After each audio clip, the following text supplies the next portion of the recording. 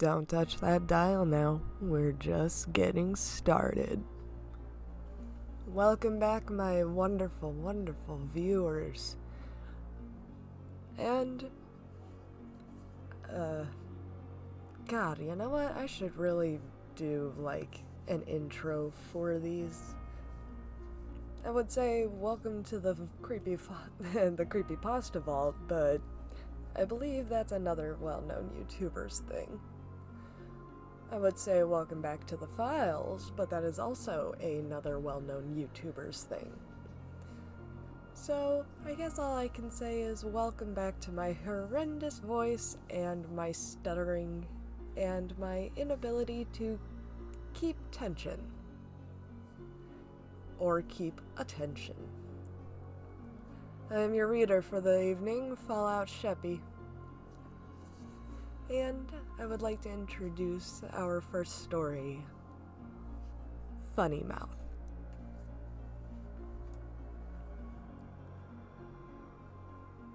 Funnymouth has joined reefer sales. Hello everyone tonight. I like to lick the blood out of in person. I see your handsome face, but don't be sad about it. Come on. Funnymouth has left reefer sales. Holy fuck, what the fuck? Did that just happen? Yes, Skull, yes it did. The first thing I should probably note is that I'm Lemon Lime Skull. In other words, that's my screen name up there. That was the first time I saw or heard from Funnymouth. And for all intents and purposes, it should have been the last. Anyone who's spent enough time chatting away knows that weirdos come and go. Folks pop in to ask insane questions or just to troll a populated channel. What first struck me as odd about the Funnymouth guy, however, was the fact that he came and went with no particular goal. He didn't try to piss anyone off, and he didn't ask if anyone on the channel knew how to fix his computer or remove a virus. He just stuck his head in, rattled off some random text, and happily fucked off. So really though, what the hell? That's a clue. Not a clue. He's in another channel if you want to find out. Hashtag blood. I do not, sir. Bitch. I don't know what results I expected from following this guy to another channel. I'm not the type that goes out of his way to annoy or argue with people. I usually avoid it at all costs, though. Once someone starts with me, I don't mind getting into it at that point. I guess what I'm saying is, I have no idea why I pursued this. Lemon Lime Skull has entered hashtag blood. Hey, he was sitting there in the channel all by himself. Stares. Smiley. So, stares. So, you're staring at me. That's rude. Sorry, I just do it. It's okay. I see. Stares. I actually chuckled out loud at this point. He was weird and inoffensive. You want to come back to hashtag refer sales if you want? Or you can come back to refer sales if you want. We're not going to boot you if that's what you're worried about. Stares. Or not. Whatever, man. You just seemed interested and I'm bored tonight. You just seemed interesting and I'm bored tonight. I am broad tonight, too. I always don't. ... You always don't what? I always don't. That's it. I always don't because they don't. And then I get silly. Okay. Well, see you around. Stares. And with that, I left. The act got old fast. And I felt either this was someone trying too hard or a legitimate moron who was unaware of how to properly use a chat program. Sitting idly by yourself and popping into other channels for a split second seemed like a desperate bid for attention. I might have done that and laughed my ass off in or around the 90s, but yeah, stupid. Huh? Nothing. I seriously don't know what he was saying. Heh, welcome to the internet. What's sad is that, besides you and me, that guy's the only other active user here all night. Lemon Limeskull kicks Killjay and shouts, "Wake up!" Blah. Silence dominated the channel for about a half hour as I minimized the window and went about my business. Anyone on? Nothing. 8 users in the channel, not a single one active. Boring. Why are you people so boring? Stares. Wake up! Lemon Limeskull puts everyone's hand in a bowl of warm water. It took me a few seconds to see it. Funnymouth again, staring again. I physically slumped my shoulders with a "not this shit again" sigh. Then I noticed he wasn't on the channel. Or wasn't in the channel. Question mark? ... Anyone else see him? Of course not, because you're all idle. Obviously it was a glitch with either my client or the server. The message was kicked up from earlier in the night at random. These things happen. Still, it creeped the hell out of me. After a few minutes of sitting there with a cold, creepy feeling in my stomach that I shouldn't have done something feeling, I decided to stop trying to brave it out and just closed out the entire chat program. Sure, I could have just hung out like everything was fine, but why bother trying to prove I wasn't spooked? Hell, nobody was even around to see me slink away. After a few more hours screwing around on the web, I went to bed around 2:40 in the morning. One thing I've always prided myself on is that I do not have nightmares. At least not regularly. Usually, if there are monsters or ghosts or nuclear wars in my dream, I get to control it and have a great time. I'm shooting zombies in the face, outright telling ghosts that are not real while I laugh at them. And if there's some disaster, I always know how to get to the safe spot while every other mother effer fries.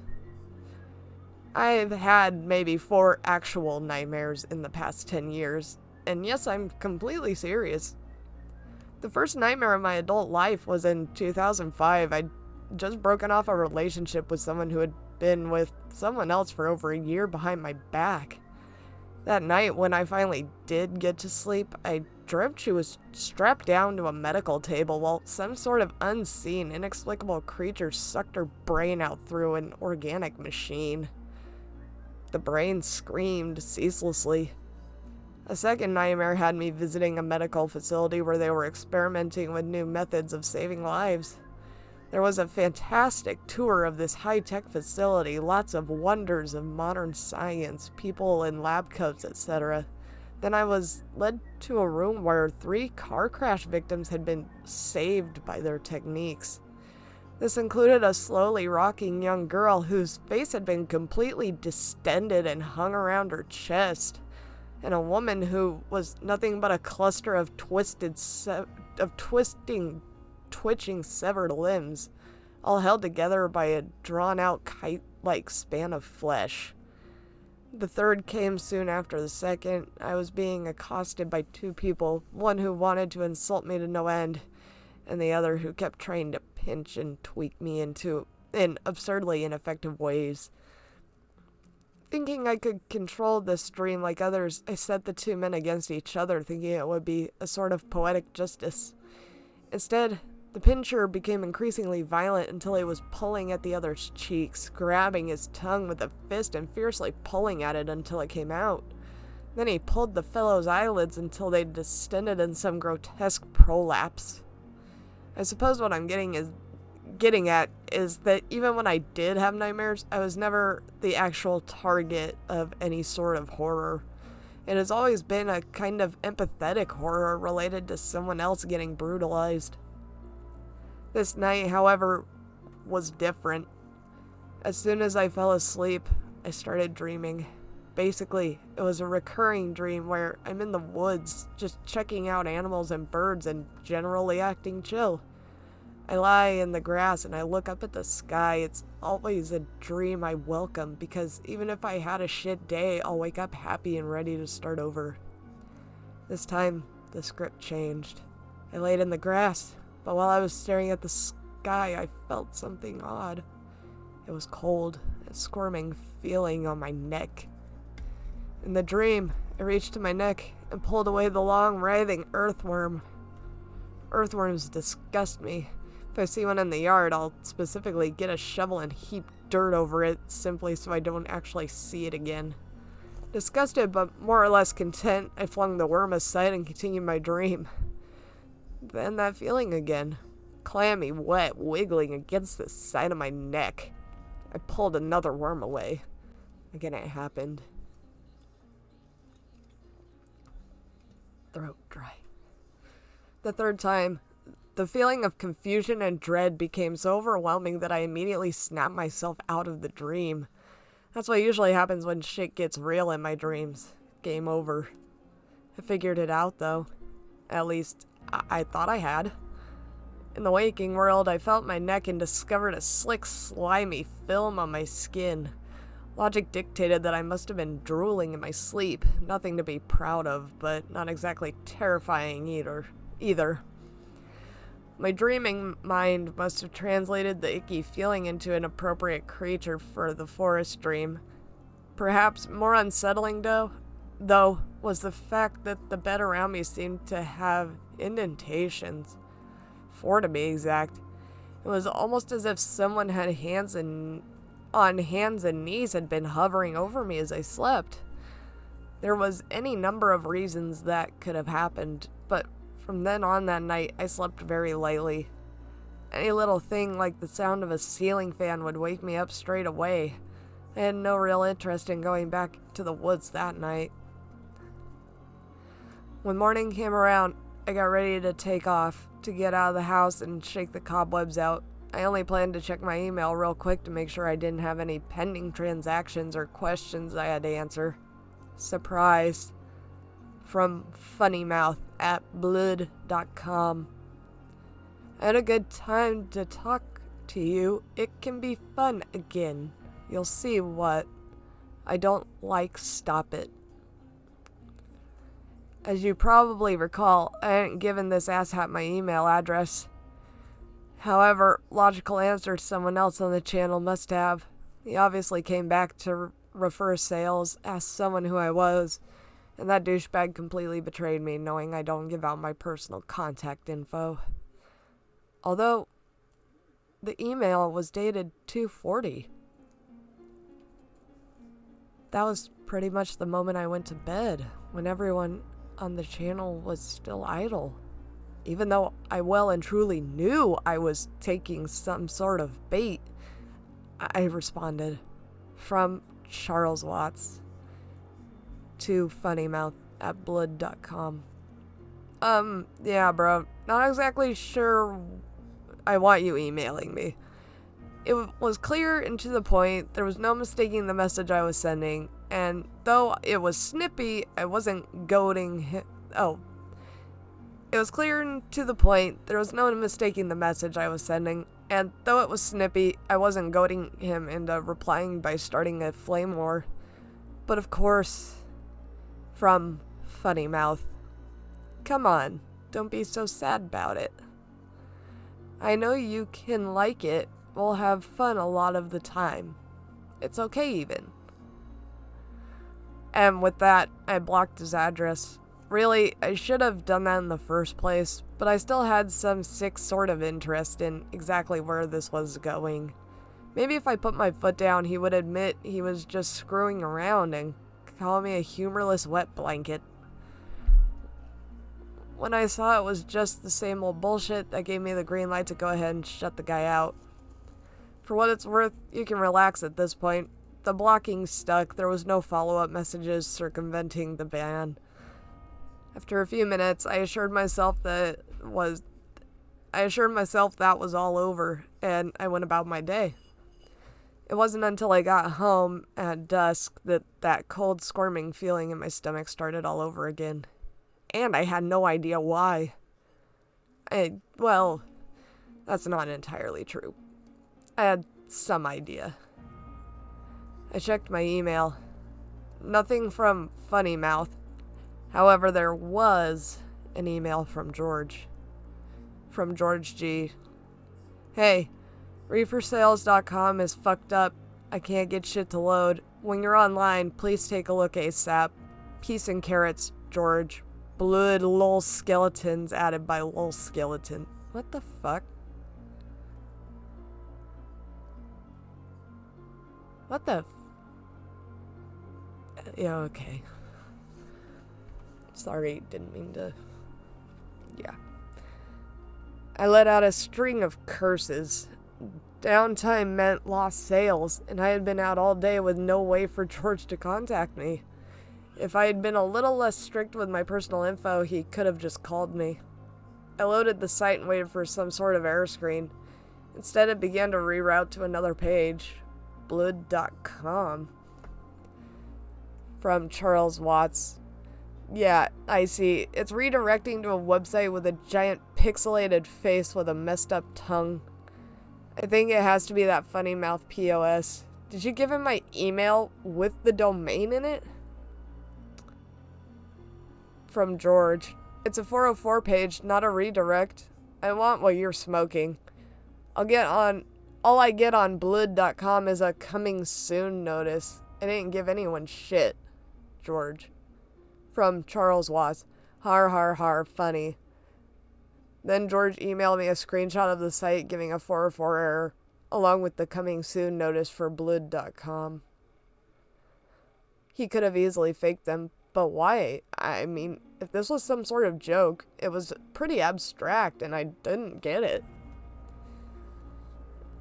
When I looked at my website files, everything was normal. Nothing was out of place, and nobody had even logged in to change anything. I checked on the domain name's name servers, the thing that routes a domain where it's supposed to go, and nothing was out of sorts. Still, there was this bloated, tongue-wagging face looking at me with its empty eye sockets. Then, I don't know how I missed it in the first place. Looking closely, the picture of that face wasn't really pixelated. It was made of tiny letters. HTML code coloring each letter specific to the image. Over and over again, the word that made up the image was right in front of me. Funnymouth, Funnymouth, Funnymouth, Funnymouth. In a great cluster of nonsense. I felt like spitting at the screen. I unblocked his email address and set about writing an incredibly profane and threatening letter. I didn't really care if I got the site back at this point. I just wanted to get everything off my chest so I could feel like I was in control of the situation again. Before I could finish the letter, I just got this weird, creepy feeling again.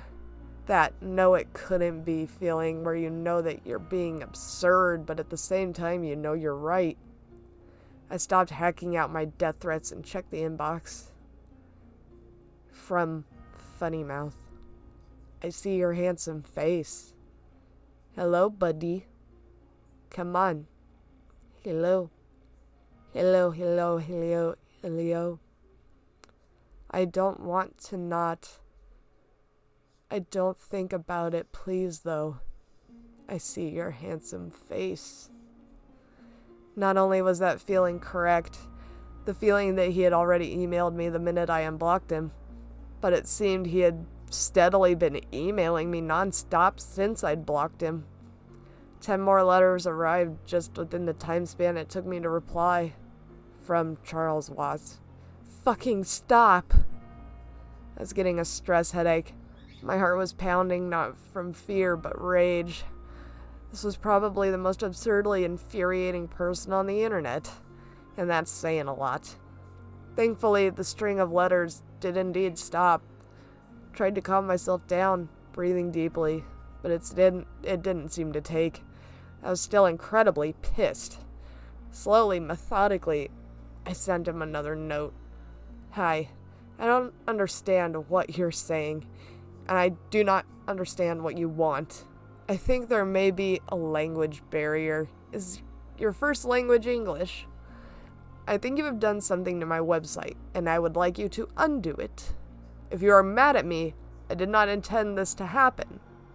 You may have misunderstood what I said or what I meant. Please change my website back, and let's both go our separate ways. Thank you, CW. Son of a bitch. I waited. I thought about how I'd conquered my anger, and that this measured response was really the best way to go about it. This fellow would understand what I meant. He'd realized the mistake he made. I calmed down. Everything was going to be okay. And then, from Funnymouth, stairs. I hit the roof. I hit the goddamn roof and went clear through it. I smacked the monitor with my palm, knocking it clear off the desk. That pissed me off even more, as I drove my fist into the keyboard repeatedly until the keys flew free. I screamed out in a mixture of frustration with myself and rage over the situation and stormed out of the room, knocking down anything and everything I could get my hands on. For as long as I could manage the energy, I laid waste to my own shit. I would have started a fire and burned the fucking place down if I had a lighter on hand. That night, I stared at the ceiling for what felt like an eternity before sleep came. Waiting for sleep, I knew I was going to have a nightmare. I just knew it. That was how my luck was going. Imagine how surprised I was, even in sleep, when instead of some horrific setting, I was someplace safe. I was in the woods. I laid in the grass again. I felt the relaxation. I knew even my subconscious knew that everything would be okay. No matter what setbacks life threw at me, the world would go on. Nothing was permanent. Everything was in transition. Nobody could really get to me. I felt the squirming against my neck. Nope. No dice. Nothing could spoil this right now. I ignored the worm. It would go away. I felt the squirming move to my mouth.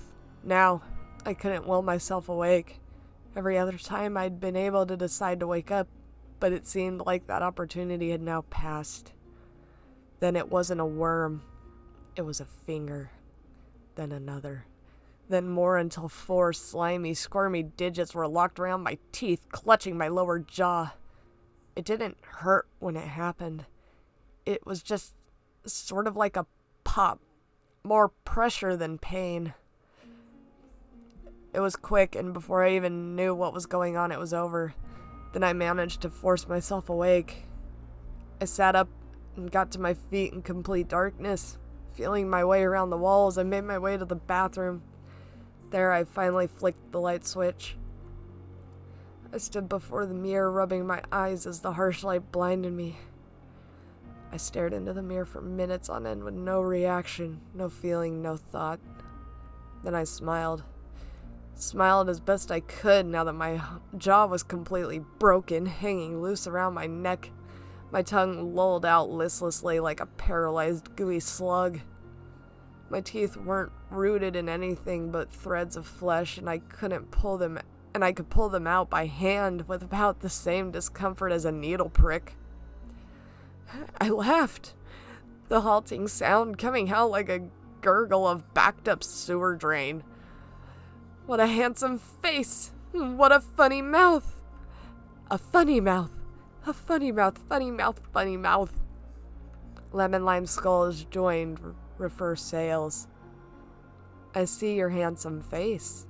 Don't be sad about it. Smiles. Hey, where the fuck were you? Hello? Charles? ... Stares. Lemon Lime Skull has left Refer Sales.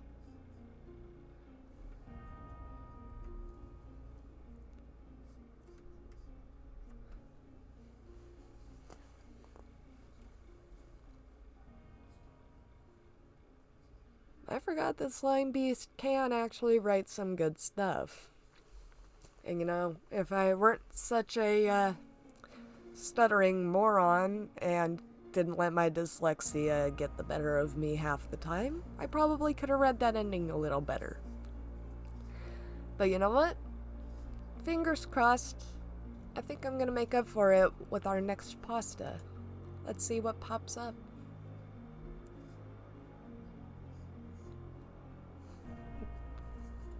Broken memory.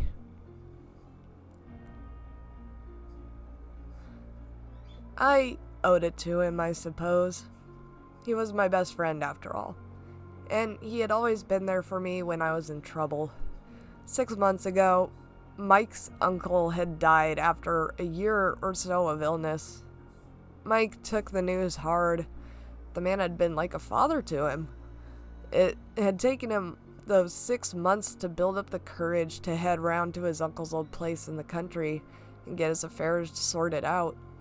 I say place because you couldn't really call it a house. It was a big old building from the war, just a concrete cuboid sitting on long, rotten foundations. Back during the good old days, and by that I mean the 80s, it had been a youth center run by Mike's uncle. It provided support for vulnerable children and teenagers. The funds dried up during the 90s, and the old man had to close the place down. It broke his heart, I guess. He lived on the site in a self-imposed sentence of isolation right up to the winter before last when he fell ill and was taken to a hospital. I guess the pills, the stress, and the heartbreak of being away from his site were too much for him, and he just let go. We arrived at the property, which sat rotting in a fenced compound on the edge of the village, at 2 in the afternoon. The bright white sign that once proclaimed the title of Blackbrook Youth Center lay in bushes by the back entrance, consumed by ugly streaks of lichen and mold. As Mike pulled open the rusted gate, the clouds broke, unleashing a torrent of cold rainwater through the blustery skies towards us. We sprinted for cover in the form of the gray wooden porta-cabin that sat at the end of the property, about 200 meters from the shell of the main building. When we were inside and had shook off the rain hanging to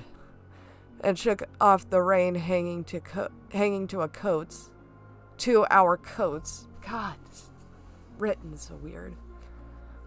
Mike spoke for the first time since we arrived. "Well, we made it," he half laughed, rubbing his hands against the large metal filing cabinet that was the only piece of furniture left in the room. I nodded casually and pushed my hands against the dirty plastic of the light switch. Unsurprisingly, I got no response from the lonely bulb that hung from the roof. "Power's out," I commented to Mike, with a note of annoyance in my voice. "Fuse box is in the basement of the main building." He nodded, still eyeing the room with some disgust. The floor was an aging linoleum mat, checkered black and white, but with patches of gray and seriously curled edges. It was coated with a generation's worth of dead leaves, muddy footprints, and old discarded papers. Apprehensively, I wiped down the dust from the only window that faced the main building to get a first good look of the old place. Through the rain, I caught a good glimpse of the distinctive red bricked walls. They stood, as I remembered, facing north against the rain. I wasn't sure if what I saw was real or just a fractured memory. A young boy is running across the lawn of the property. I'm chasing him, my childhood self again. The red brick walls watch over us, a constant feature in the corner of my eye. The boy is laughing, and I want for all the world to join him, to laugh and play in the sun all day long. For a little while I continued running after him, but I soon slowed to a stumble and finally a halt. I just stand stock still in the middle of the lawn. Do you want to head inside then? Mike's gravelly voice broke my thoughts. Yeah, I guess so. My voice felt funny in my throat, almost as if it wasn't my own. I laughed it off, thinking it was probably the dust and mold in the place. We again sprinted across the soaked grass, splashing through the ever-growing puddles toward the building. The front main entrance was boarded up, so we had to head around to the back, into the porch of the side annex. By the time Mike had slid his key into the rusty padlock, turned it, pulled off the chain, and ushered open the heavy metal door, we were both through. Laughing, the two of us pushed into the kitchen, the overwhelming silence muting our almost nervous banter. Muted light flickered through the cracks in the board, illuminating the dust particles floating through the dry air. The kitchen was a mess. The table was overturned, and dusty carcasses of what were once shopping bags or similar now lay on the floor. Huge reeking stacks of mold. An identical mold grew on the tiled walls, consuming the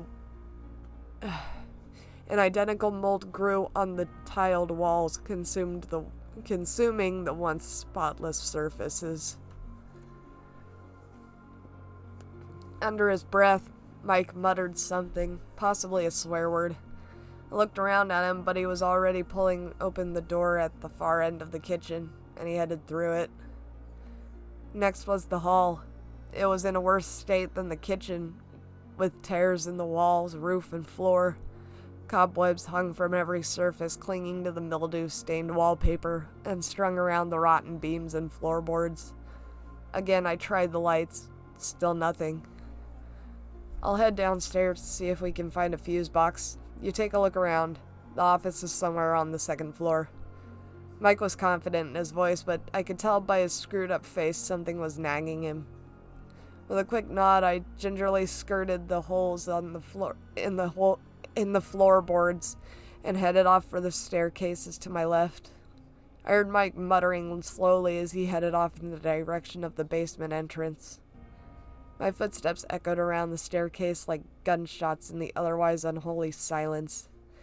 I couldn't even hear the rain from outside. I guess the walls were thick enough to stop any sounds of the outside world getting in, or any sounds from inside getting out. The door of the second floor was painted bright red, but the paint had started to flake, exposing the bare bone of the wood below. The handle was severely tarnished brass, and it was covered in hundreds of finger marks. It creaked angrily as I twisted it open, the hinges coated with a thick layer of rust. As I did so, a smell that was extremely out of place in the place wafted across my nostrils. The delicious aroma of roast beef filled the room. In front of me on the table was a delicate plate holding the source of the gorgeous scent. It was piled high with roast beef, mashed potatoes, carrots, Yorkshire puddings, everything a Sunday roast needed. A gravy boat sat next to the grand meal, steaming appealingly. Slowly approached it, mindful of the hushed footsteps and voices I could hear below me. The vapor curled up into the air before disappearing. I jumped back in repulsion, eyeing the moldy remains of the meal. It is little more than mulch, covered in thick fungus. Thin, twisted mushroom stalks held up wide, quivering caps. Cobwebs trailed over the table and cutlery in the gravy boat. And all that was left of the gravy was a thin film of mold covering of. All that was left of the gravy was a thin film of mold-covered brown substance on the bottom of the container. I almost gagged at the portrait of decay in front of me. Backing away, I didn't look where I was going until it was too late. My foot hit a rotten floorboard and carried on through it, falling. The floor gave way, and I fell in a shower of rotten planks and dust to the room below. Drowsy, I awake on my back. My legs feel like they're on fire. The dust begins to settle again, revealing the hole in the ceiling I fell through. Breathing slowly, I realized I could hear something nearby. tapping. It was an irregular beat that sounded like fingernails clicking against hard wood. I turned to the source of the noise and I saw a figure standing in the doorway. "Jesus, Stephen, are you all right?" Mike rushed towards me. I turned back to him and mumbled something, pulling myself up. I winced. My leg hurt like hell. "It's just my leg." I finally managed to cough. "You stupid sod." Mike half laughed as he pulled me up. "Is it broken?" "Oh no, it just hurts like fuck." I grinned back at him in spite of the pain. "I could hear you fall from the basement and you nearly brought the whole place down." I looked around the room. It was a classroom of sort. Hundreds of metal chairs were strewn in a tangled pile in the corner, while torn shreds of posters adorned the walls. "Come on, I'll see if I can call a doctor." He helped me limp to the door, and sliding a hand around my shoulder, Mike walked me down the stairs. When we got back to the hall, I collapsed down on the bottom step, out of breath. "Shit," Mike swore while patting his pockets nervously. "I left my cell in the car." "No worries, head back and get it. I'll wait here." Mike nodded. "Are you sure you'll be okay here?" After much reassurance that I'd be fine, Mike left me with his flashlight and went off towards the car. Alone. The darkness crawling at the edges of my vision. Alone. Why was I back here, after all the memories? I swung my flashlight lazily around the walls, waiting for Mike's return. A circle of children on the lawn. The grown-ups are talking in hushed tones. I can't quite catch what they're saying. Footsteps on the floors above me. Something about funding and cleaning supplies. Jesus, what was taking Mike so long? I look out onto the window, onto the sun-splashed lawn. That's not right. It should be underwater with all the rain we've been having. I can see about 18 children standing in a circle in the middle of the lawn. Behind me, someone walks up and places a hand on my shoulder. I can feel their hot breath on my ears. They whisper something into it. Shit. I swing around wildly, searching for the source of the whisper, praying to God it's Mike. No such luck. The glaring beam of the torch yields only cobweb-filled crevices and empty doorways. A gentle tingling on the back of my neck sends me into spasms of disgust. I bring up my hand and brush away the daddy longlegs perched on the top of my spine. I shiver with revulsion as I watch it fall to the floor and scuttle away, its thin, spindly legs scraping the wood. Footsteps down the stairs. There's a cold feeling in the pit of my stomach, a growing lump of cold regret. The hand on my shoulder guided me down the hall to the door, a glowing entrance that seemed a lifetime away, but came all too soon. The whispering again. It was still there in the corner of my ear, scraping away at my mind. I stood determined to find the source of the disembodied voice. It was coming from the third doorway on the left, the door itself long since torn off. Slowly, with my heart straining to break the confines of my ribcage, I took a step towards it. Every step was agony. My hair stood up on end. Adrenaline pumped through my veins. Every fiber of my being was resisting with all its might. My assault on the door. I had to know. Most robotic, I turned through the doorway. Silence. The whisper had stopped. With horror, I saw what the doorway led down. A flight of stairs curved off to the basement below. Senselessly, I continued my path down, footsteps echoing on the cold concrete. As my descent continued, I began to hear the drip of water, and to my disbelief, when I reached the bottom of the stairs, I saw the basement was flooded. Silence. Why hadn't Mike said anything about this? Surely he would have seen this when he came down looking for the fuse box. The water was covered in some kind of green scum on its surface, and it reached halfway up the stone walls. Other slimy lines chronicling the rise and fall of the water level adorned the wall above it. Drifting pieces of litter shone in the beam of my torch, like hundreds of dead fish, old paper, clothes, cardboard boxes. Everything was soaked in the age-old water. The stench, God, it smelled worse than anything I'd ever smelt before, or anything I smelled since. like a dark green mold forcing its way up my nasal passage and clinging to the base of my brain. The light hit a rusted metal door on the other side of the room. It looked sealed firmly like it had been untouched for years, yet I could hear a faint tapping from behind it. The door. What was behind the door? Sensing something is not right, goosebumps covering my body, I reach up, flick off the light, and retreat back up the stairs, urgently heading back into the warm daylight. I have to see what's behind it, purely to resolve the fractured memories I have of this place, this room. What the hell are you doing? Mike's voice fractured my calm. It now rang clear through my conscience like a bread knife, loud and indignant. My voice trailed off. I couldn't think of what to say to them. There's an ambulance on the way. I thought you were injured. Why didn't you tell me about the flood? I finally managed to cough. What are you talking?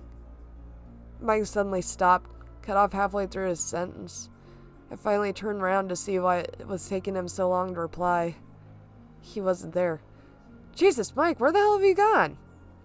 I retraced my steps, and when I got back to the hall, I saw no sign of him there. Mike! I screamed at the top of my lungs. Nothing. He was nowhere to be seen. When the echoes of my desperate shouting died away, I became aware of another noise, just on the edge of my hearing range. That damn whispering. Again, coming from downstairs. I flung myself down the stairs 2 at a time, rallying instinctively at the distant noises. I pushed off, splashing through the water, cold, murky fluid lapping at my knees. My trainers dragged up the sludge, pushing against the soft, unseen objects. Halfway to the door, a new terror broke through into me. Terror of the water, terror of the door, terror of those goddamn voices. It clenched my insides, clawing at me, until I came to a standstill in the center of the flooded room, breathing softly. I steeled my nerves and continued my assault on the door. When I reached the door, I pressed the palm of my hand against it. Beneath the flesh, the dark metal vibrated gently. Then, with a deep breath, I pulled at the handle with all my might. Creak. The door swung outward. A flesh shape fell down towards me, and it slumped down into the water level, half floating, half sinking. To my horror, I saw it was a man. Or the remains of one, at least. His flesh was now nothing more than a mild slime clinging to the skull, fibers of veins and nerves crawling across the thin, sticky membrane. Its head was almost completely free of its body, only dangling by a few measly strings of rotten flesh. Hanging to the body were the tattered remains of some kind of uniform. Dark green in color, they looked extremely old and soaked in water and mold. Looking around the rest of the room, I saw that it too was underwater. The room, unlike the other, had a curved roof and was completely tiled. On the door, I saw thick scratch marks, as if the man had died clawing the door. The very far end was shrouded by a thick, unnatural darkness. This seemed to be the source of the whispers. Nervous, I pointed my torch, and I flicked it on. The beam of light illuminated something that should have never seen the light of day. An unholy mass of quivering legs, brittle and skeleton thin, but as big as a car. The legs were partly transparent and swayed slowly like grass in a meadow. In the very center of the creature, the mass, was a thin membrane, much like an eyelid, riddled with thin gray veins. I took a step towards the thing despite my every cell twisting in revulsion for it. It was a state of disgusted curiosity that compelled me further towards the living beast, a creature that haunted my memories and my dreams.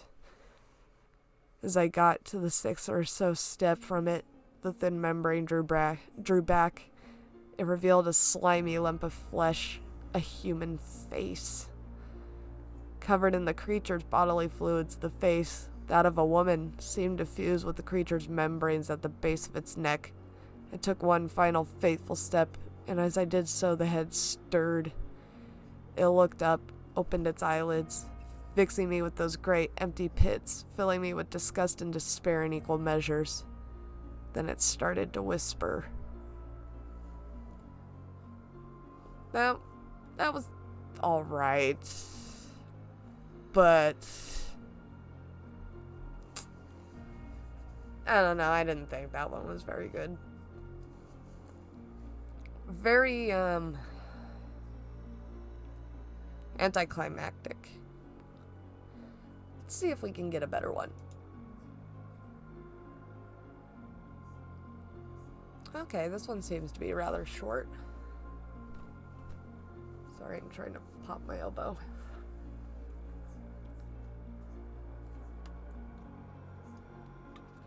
I'm gonna have to go crack open another can of Waterloo, damn.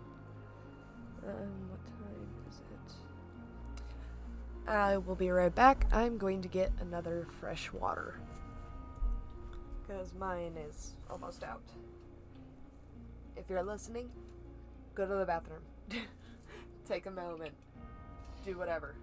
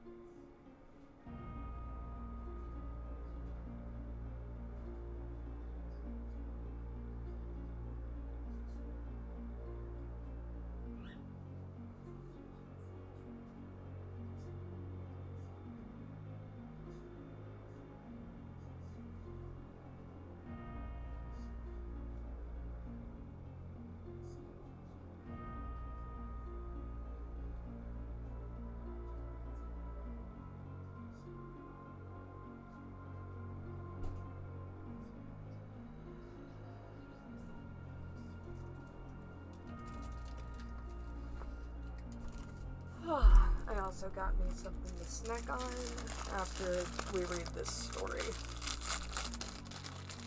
Because, oh my god, I'm hungry. I missed lunch. Like an idiot. Leave comments about what an idiot I am for not eating.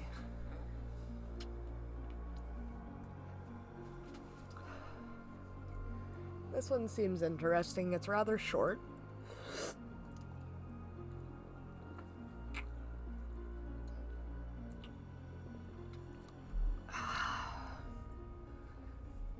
And it is called Playing the Part.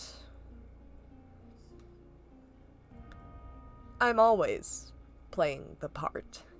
Ever since this stupid movie started, the part never really left me. You're probably confused.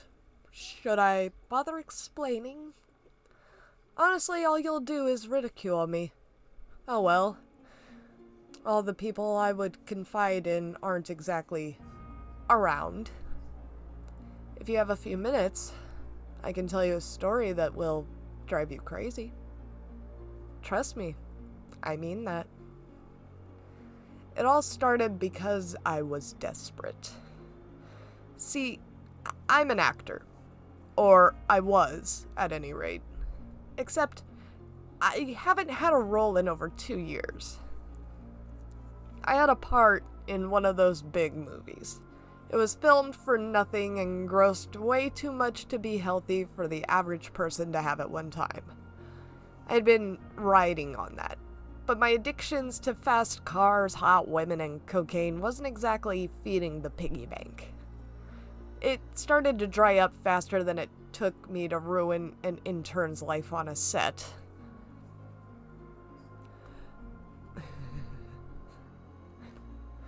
And so, desperation set in. It started with the average frantic thoughts. What if my wife leaves me? What if my car gets repoed? What if they take away my house? What if I run out of coke? Yeah, those may or may not have been in order of importance.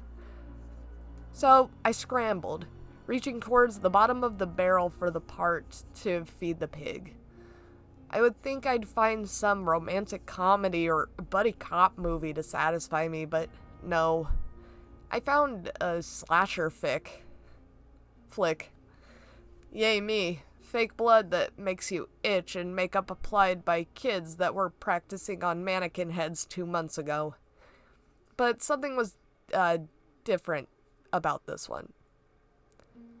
Something just didn't sit right. It's hard to explain. But I brushed that away. I signed for the role of the slasher himself, a beastly fellow that was basically the offspring of one of Mr. Myers and Mrs. Voorhees. His story was stupid and convoluted like every slasher fic ever. Something about an abusive father, an absent mother, some alcoholic bullies, that sort of thing. He was the victim of a previous slasher, which left him permanently scarred both mentally and physically. The mental scarring is simple enough to understand. I mean, he witnessed almost his entire town die. That would drive anyone crazy. The physical scarring was a ripped out left eye, 2 gashes on the right cheek that formed an X, and a missing nose. Yes, it's a ghastly picture. Yes, my beautiful face had to be altered with makeup and CG to make it. Yes, I was horrified. Yes, I was that desperate. No, apparently I'm not above that kind of work. It would take almost 2 hours in the dressing room to pull off this look, mind you. Half the time I was sleeping, most of the time you only saw the slasher's face for a millisecond. Oh, it was a grueling process. After about 3 weeks of filming, we finally filmed the first murder scene. Up to this point, it was all day scenes that set the backstory. And the director didn't think of shooting the night scenes when things started to get dark. It was a simple enough scene to pull off. The sorority girl back visiting from college would see me on the side of the road looking like a homeless man, would pull over to ask if I was okay, and then I would follow her home and murder her family off screen while setting a trap for her to stumble upon the bodies. If that sounds overly familiar, don't worry. I know. The trap was a bit grisly, mind you. She had to walk into her parents' room and see the dog lying on the bed in a pool of blood. She would run out of the room, but her father was now hanging upside down at the entrance of it. She would then scream, back away towards the window where I was watching as the body of her mother fell from the closet. I would then jump through the window, chase her through the house until I cornered her in the bathroom and then did the deed. Yeah, I did get shivers. Luckily, the shooting process allowed the scene to be broken up in a variety of camera angles, so you never truly got the entire scene all together until it was edited. So no goosebumps. The thing that shook me was watching the trap play out. You feel a sense of entitlement knowing you're playing the guy that put that together. Truth be told, I wanted more. Screening continued, more murder scenes were shot, and the movie was finished. But my yearning grew more and more throughout the course. I started small, mind you. Rabbits, stray cats, and dogs here and there. I never dreamed of actually hurting anybody. Oh, well, yes, I dreamed of hurting people, but those are just dreams, right? I'm not crazy. No, not yet. About 3 rabbits, 2 dogs, and 15 cats. Yeah, my town had a cat issue. Later, I found myself at peace. What a marvelous thing I had done. I vented my anger, got my gratification, and it helped my town with the cat problem. Things were going swimmingly, and the revenue from the movie turned out to be smashing. It grossed something like $2 million. I had a free ride for at least a year with me playing the lead role. Then they contacted me for a sequel. Oh yes, a sequel. A slasher flick 2 to go along with slasher flick 1. It was brilliant.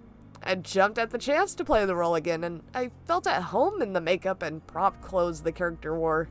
I would creep up on stage directors and crew and scare them a bit for a little fun in between scenes, and again I watched the traps roll out and the bodies of the actors that played the part flop down, but something was amiss with the 5th murder scene. I was supposed to chase a young man through a gym until he fell down the stairs to the locker room. Now, usually in cinema, scenes like this would be shot with either padding or dummies. But the director wanted none of that. The plan was to make him fall slowly down the stairs and then speed it up in the editing room. It didn't work that way. I gave chase, and he truly fell down the stairs and snapped his neck on the railing. He died instantly, the doctors say, and the sequel was canceled due to the fees needed to pay off his family for the incident. But watching that body fall, going plop, plop, bang down the stairs, it introduced a whole new concept to me and gave me the urge once again. I had a feeling cats and dogs wouldn't do it anymore for me either. The first headline read, "Killer recreates scene from grisly movie." It made me laugh. It was only one column behind a bunch of ads for cars you can never afford and appliances you only get one use out of. But it was still there. What I did was recreate the first murder from Slasher Flick 1 I started. Right down to the letter. It was brilliant. The shrieks were real. There was no pause for an angle change. There were no floodlights. There was no fat man sitting in the director's chair. There was just me, 4 bodies, and what was supposed to be prop machete. You'd be surprised how easy it is. The moment where a living being becomes an inanimate object. It's empowering. It's addicting. It's fun. It never stopped either. I would recreate the scenes from the movies, then I would make my own. I would play this role until the day I died. With my machete and my makeup, I would stalk and shank and cause shivers. Every state across the United States I've been to, and I've killed in. But you probably knew all of this. I mean, you were the only one that followed me. You're the only one that almost stopped me. The only kill that ever got away. But now, you're tied up. Now you're tired, bloody, beaten, and stabbed. And, unless my watch is wrong, you've probably been dead for over 20 minutes now.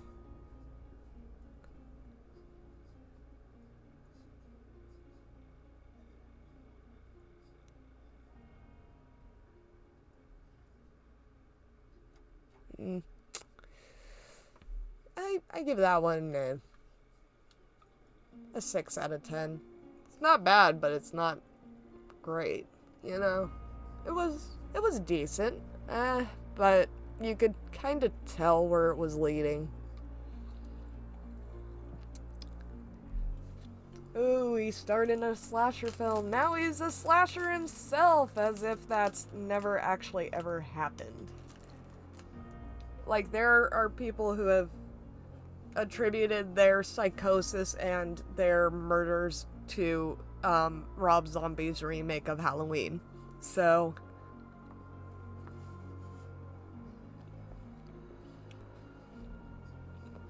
I don't know. It's not a story that's like out of the realm of reality. But it's also not very new and inventive with it. Let's see what we get next.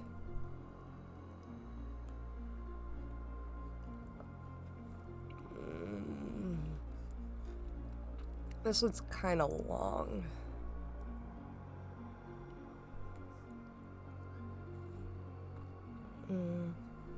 I've only been doing this for about an hour, so maybe... You know what, I'm gonna do something I never do. Let's look at the reviews real quick.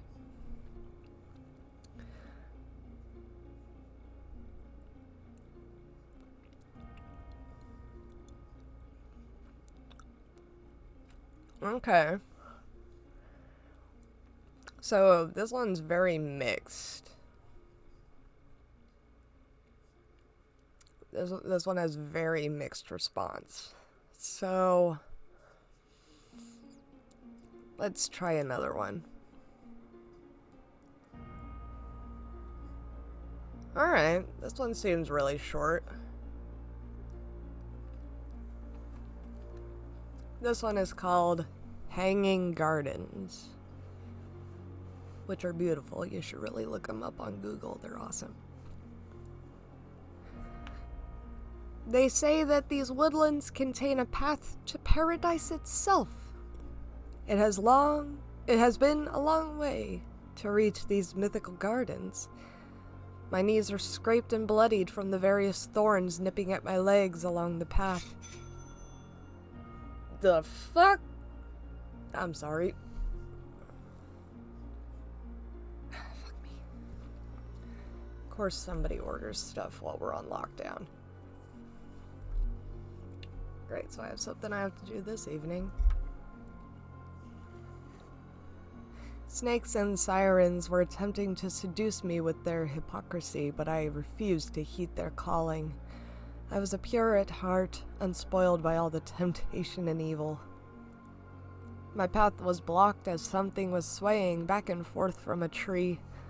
I looked at it closely. I could make out a face with long black hair and some dark-colored stubble leading down its chin.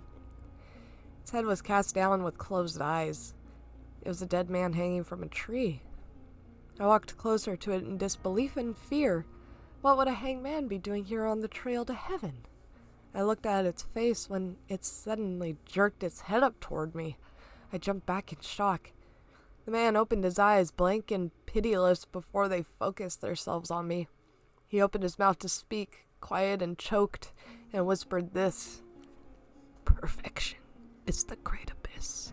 Leave now, lest you share my fate, a ghost dangling at heaven's gate." With its warning spoken, the dead man hung idle once more. I tried to speak to him, confused and distraught about what he meant by a punishment, but I got no further response from him. I looked at him in confused anger.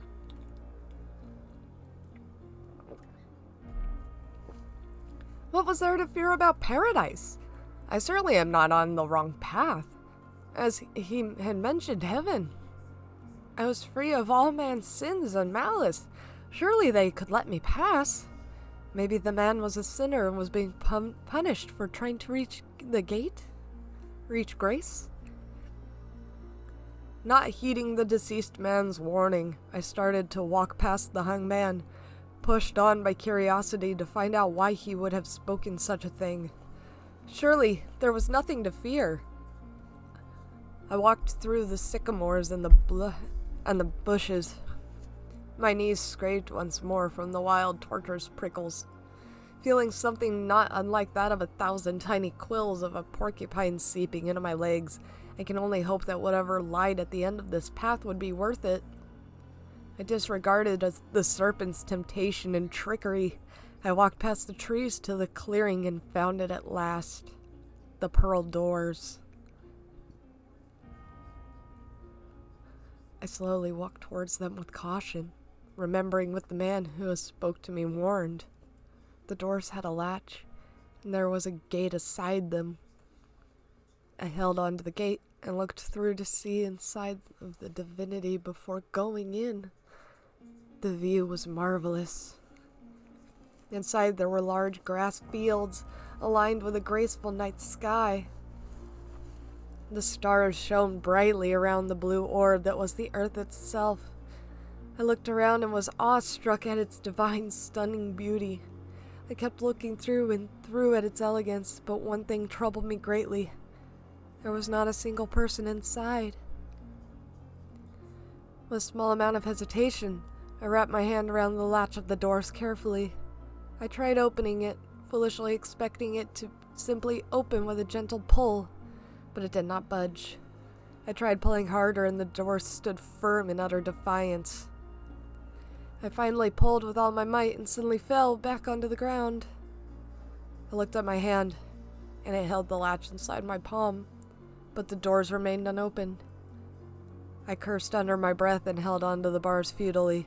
I tried shaking angrily at the gate and was looking inside, almost sobbing at the fact that paradise was not letting me inside. That was when I saw a flash of fire as the gate suddenly began to burn. I screamed in pain and looked at my hands holding the gate, horrifically burned. I ran back to the orchids in newfound fear and terror of this hellish heaven. I came across a waterfall and dived in quickly to ease off the pain. I quickly washed my wounds in the water, gagging at the sight of loose burnt flesh coming off into the water. That was when the screaming began. 1,000 different voices, male and female, of every age and in between, writhing in agony. They were moaning. I looked around and I saw many in a funeral pall, while others simply hung from the trees. I counted the leaves in one tree, the largest while covering my ears. I then counted the trail of dead bodies and found the two numbers to be matching. Of all the different voices were crying out for one thing, a second chance. They wanted to escape these woods. I tried covering my ears, but to no avail. They beckoned me to save them, to guide them onto the path of redemption. I backed up and hit the trunk of a tree that I counted off earlier, and something lowered itself in front of me, an empty noose. With a swift movement, it wrapped itself around my neck suddenly. Its pull was that of a lover's, lifting me gently off the ground. It was a soothing feeling, that of which a lover wrapped their arms around you. Soon, my legs began to dangle uselessly underneath, no longer standing. I realized that I was on the wrong path to immortality after all. My life had started to transmute into all life. The pulling of my neck tightened slightly, and soon all vice and ill thoughts of mankind began to leave me behind as my vision faded into the blackening nothingness.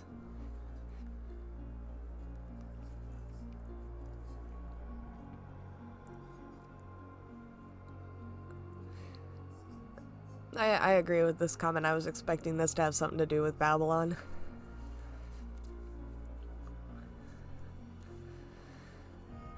For the most part, that was a decent read. I mean, there was some grammatical things that really screwed with my reading ability, but I think that was an alright story, personally. Not like 8 out of 10, but like closer to a 7.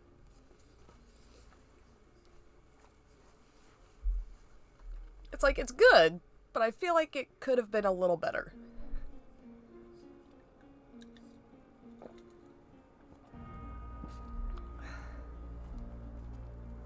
Let's see what we got next.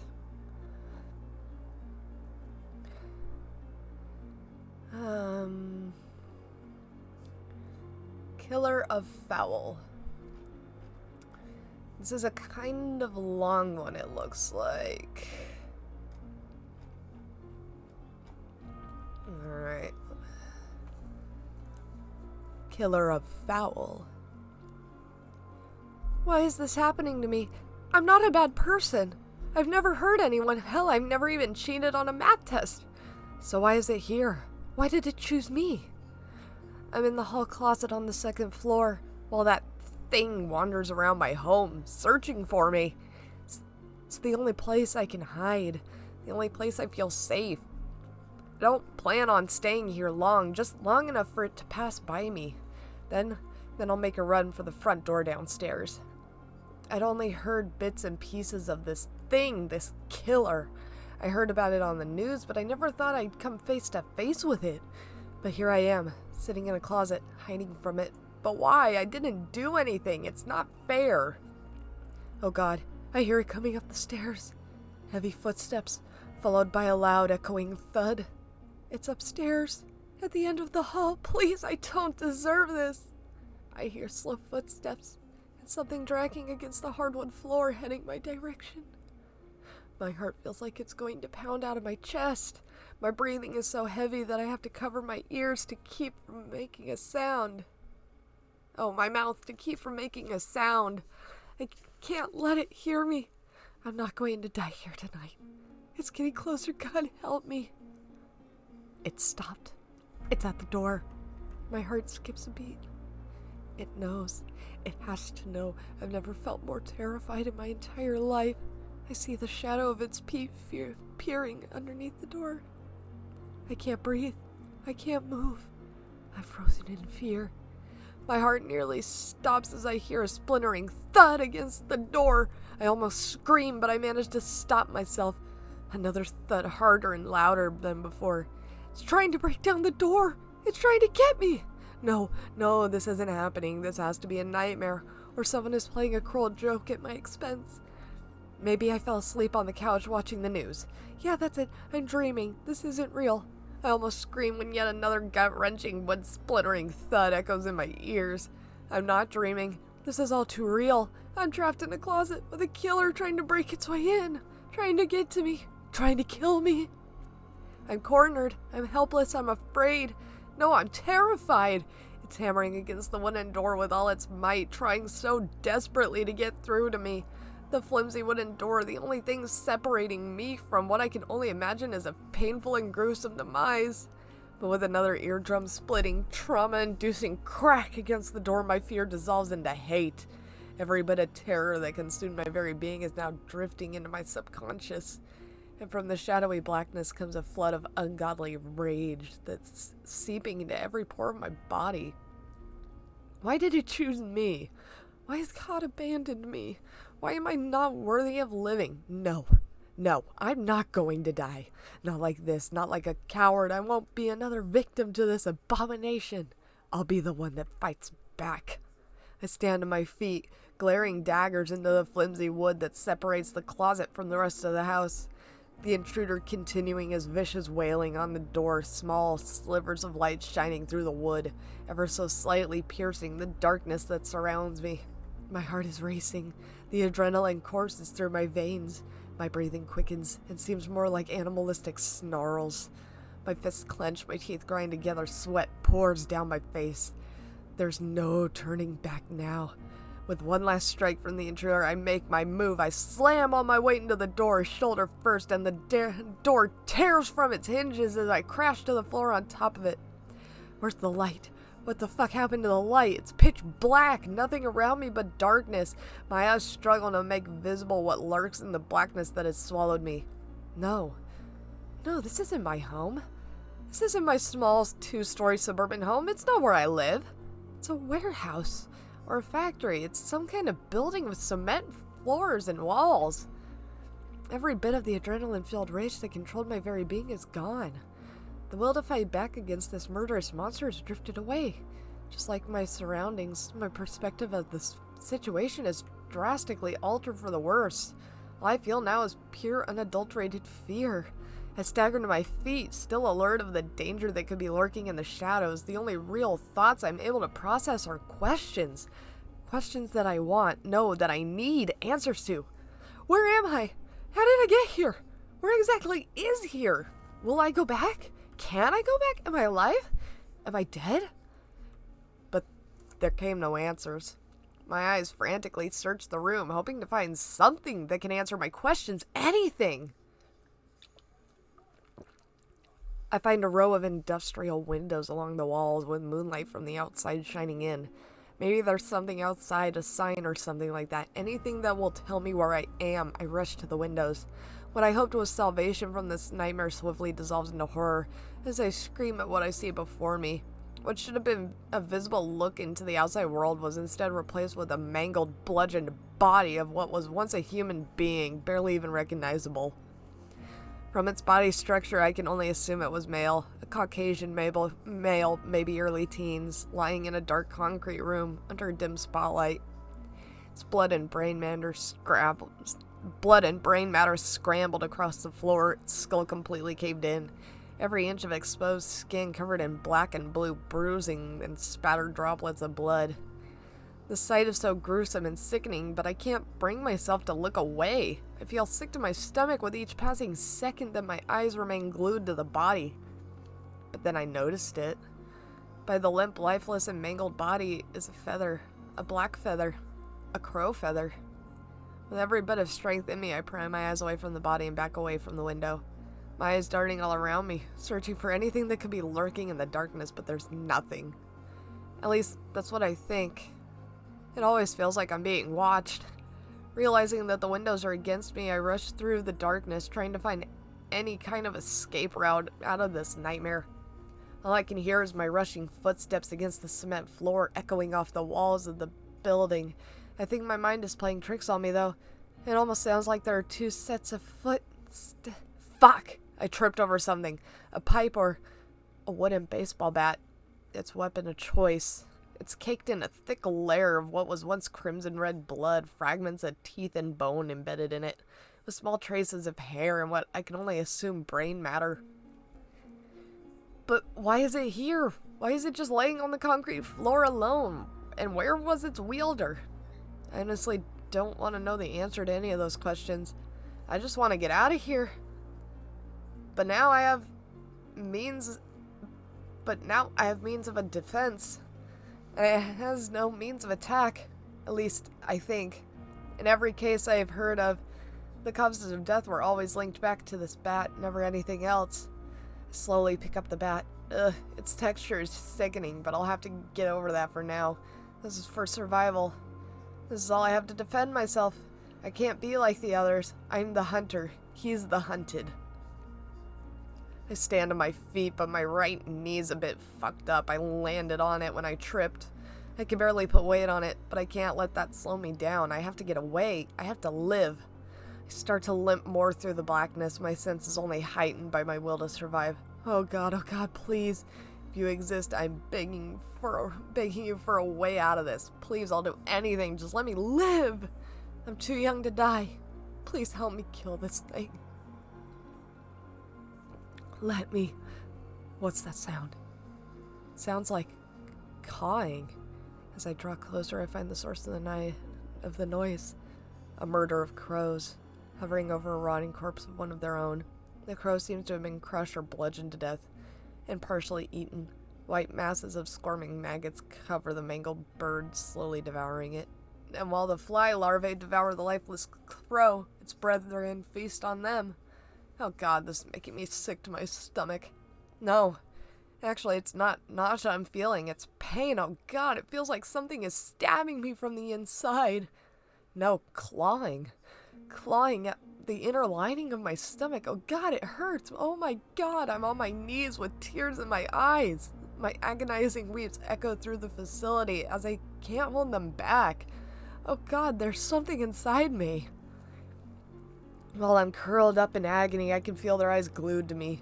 The crows, they stand and stare as if they understand my torture.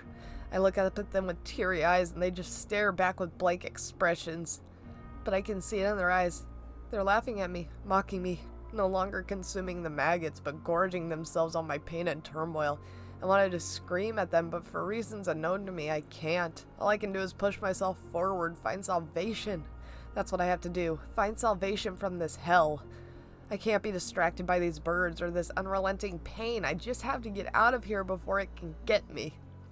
I'm on my feet again, and the pain is even more intense. No distractions. I have to survive.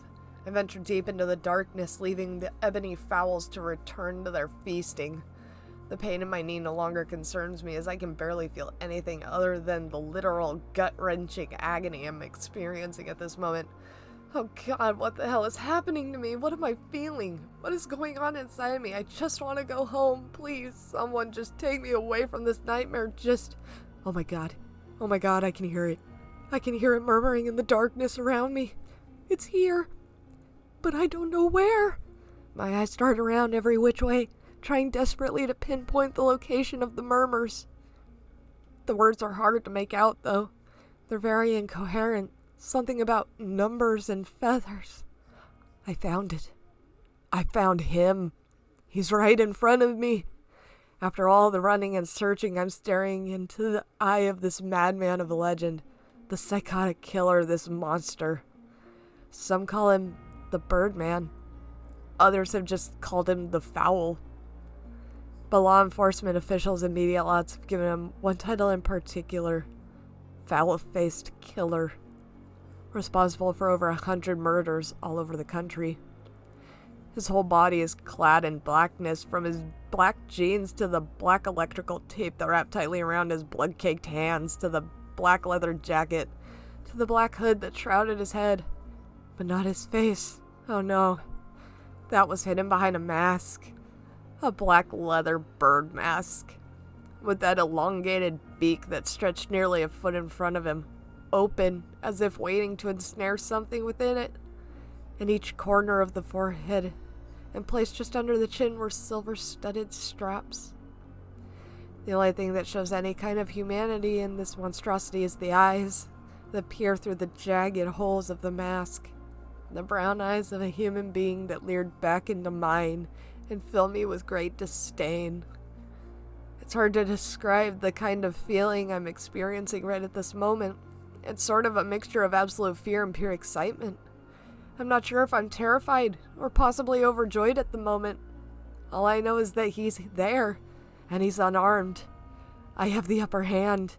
The odds are in my favor. Survival is within my grasp.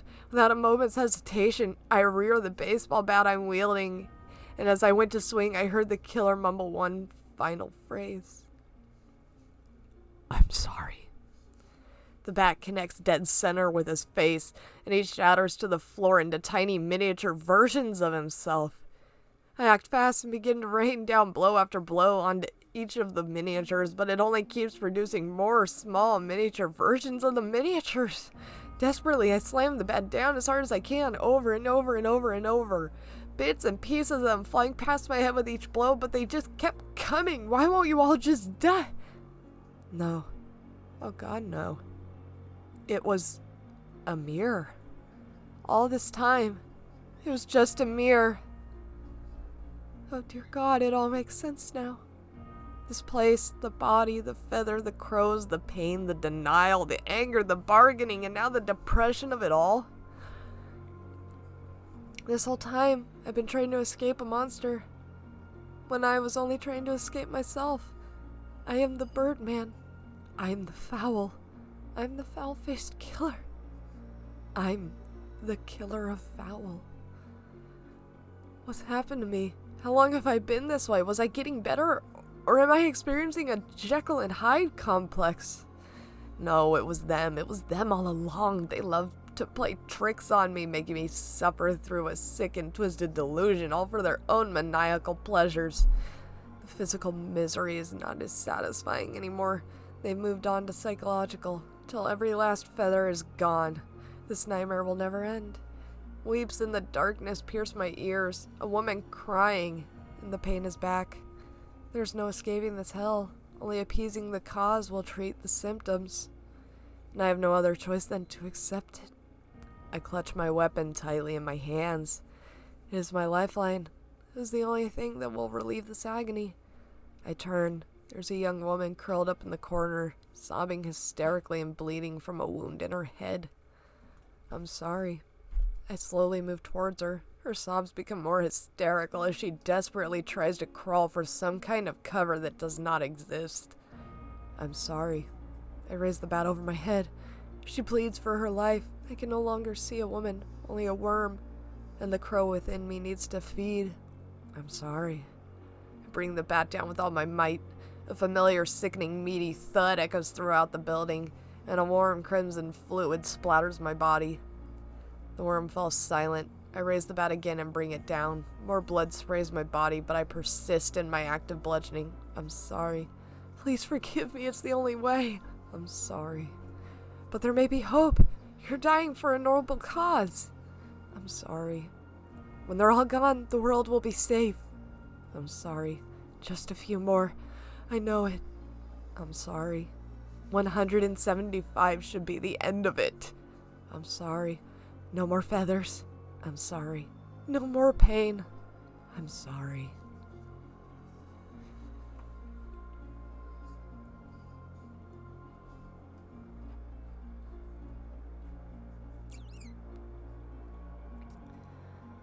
I'm gonna hold my tongue because I liked where that started, but I'm not very happy with the ending, personally. I feel like they almost could have left it off at I'm the Birdman.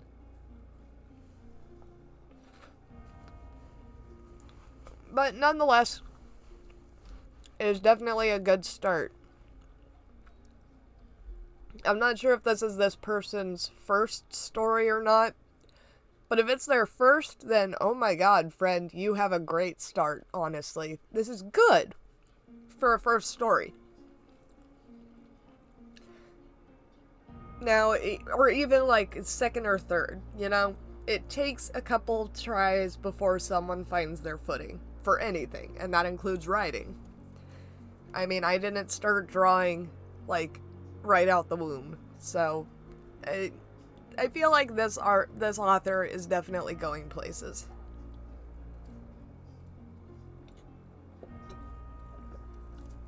And I almost wish that the same author would, like, redo this story. If they're even still writing, I don't even know how old this is. This says that its post date was July of 2015. So I don't even know if there's a guarantee that this author is even still writing. But author, if you are still writing, keep going. Because you definitely are on the trail of something good. You're definitely on the trail of something good.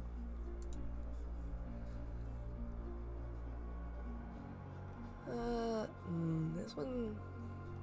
It says medium, but it looks kind of short. Oh dear, the first... Oh boy. The very first comment said, this pasta is pretty cute. I don't know if, excuse me, if that fares well. We'll find out, won't we? The Chisel. If you venture deep into the forest of the Appalachian Mountains, you must wear tight-fitting clothes at all times. Make sure that your pant legs are tucked into your socks. Be sure to wear heavy boots. This is very important, because what many don't know is that there is something stalking these mountains. A creature with a voracious appetite for human flesh. They hide all around you, in bushes, under rocks, or in the branches of tall trees. Their eyes are dark and leer from out under their camouflage, watching you as you progress further from the safety of civilization on your leisurely hike. You may have already seen them. Lots of people do. Most take them for voles or extra small field mice. A baby chipmunk, perhaps. But these assumptions are all incorrect and often fatal guesses. The correct identity for this creature is the Chisel. You may smirk at the name, might even chuckle a bit. Chisel? Seriously? Why such an intimidating name for such a small and harmless rodent? Well, once you find out, you won't be laughing anymore. You see, the Chisel isn't like other dangerous creatures. It's small, quiet, and unassuming. It has natural predators, such as hawks, foxes, and the occasional hungry house kit. They can be killed by mouse traps and rat poison, just like any other rodent. The difference, however, is one little thing. One very little yet extremely important aspect. Their speed. Chisels can move faster than any known land mammal, minus the cheetah. They move by propelling themselves forward with their powerful back legs and then sprinting about on all fours. They have tiny claws that help move them along effortlessly, a bit like cleats for soccer players. However, their claws are for far more than running. Much more. I mentioned previously that whilst trekking through the Appalachian Mountains, one must always wear tight-fitted clothing. Well, this is why. Do you really want to hear the reason? Okay. I warned you. The reason for this choice of clothing is to protect you from the Chisel. the little beast has a very unique survival technique. It only needs to feed about once a year. This is because its body can store calories for extended periods of time, thanks to a special gland. Because of its tiny digestive tract, the chisel constantly defecates while it eats, so that it can take in more calories than its stomach should be able to hold. You may be asking yourself, what could possibly be so large that a chisel needs a super sped up digestive system just in order to devour the entire meal? Well, that's the simplest answer of all. It's you. The entirety of the furry rodent's diet is human flesh. This is why you need to take as much care as possible to prevent the chisel from getting close to you.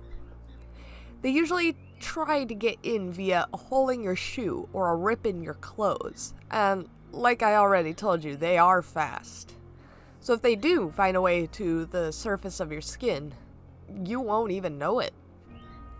In the forbidden event that a chisel should infest your clothing, the first thing that it will do, no surprise here, is bite you. You may be thinking to yourself, won't I feel this bite? If so, how hard can it be to rip the little pest off and throw it on the ground? Well, the thing is, the chisel has another highly evolved method of survival. When it sinks its fangs into your flesh, the chisel releases a numbing agent. The most you will probably feel from the initial bite is a pinch. Many people mistake it for a bug bite, and they tend to ignore it, or they may involuntarily slap at the unseen annoyance. But the chisel's a hardy animal and will usually hang on. The only way to make sure that it is indeed a chisel and not just a pesky mosquito is to fully remove with great haste the article of clothing covering the place where you felt it bite. For obvious reasons, most people aren't about to take off their clothes while they're out in the middle of the woods, and this is very, very sad.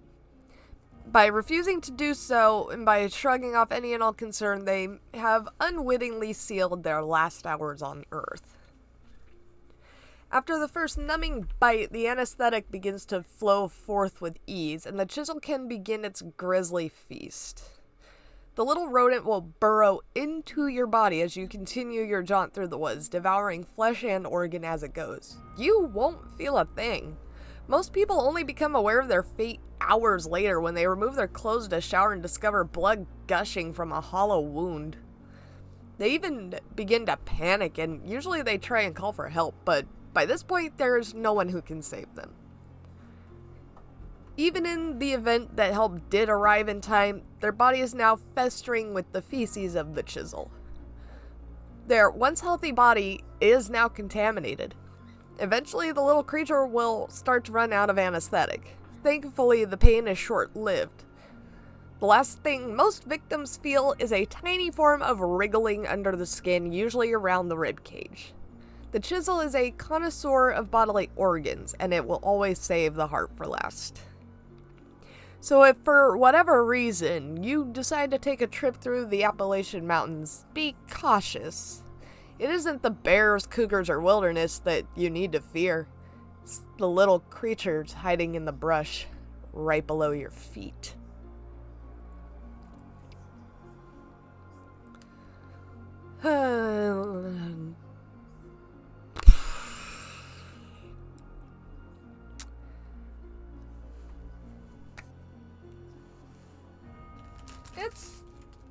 It's cute, yeah. It is actually kind of cute. I agree with that one commenter. I think it's a cute story.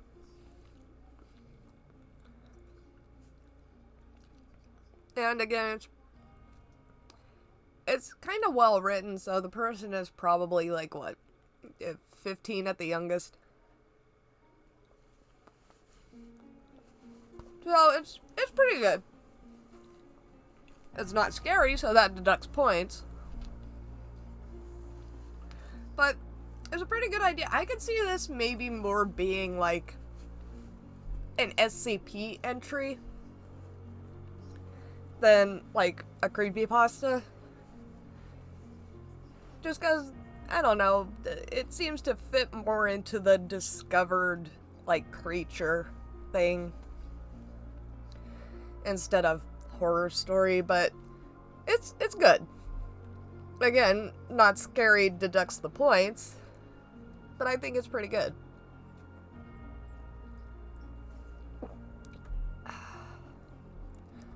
Yeah, screw it. Let's do another one.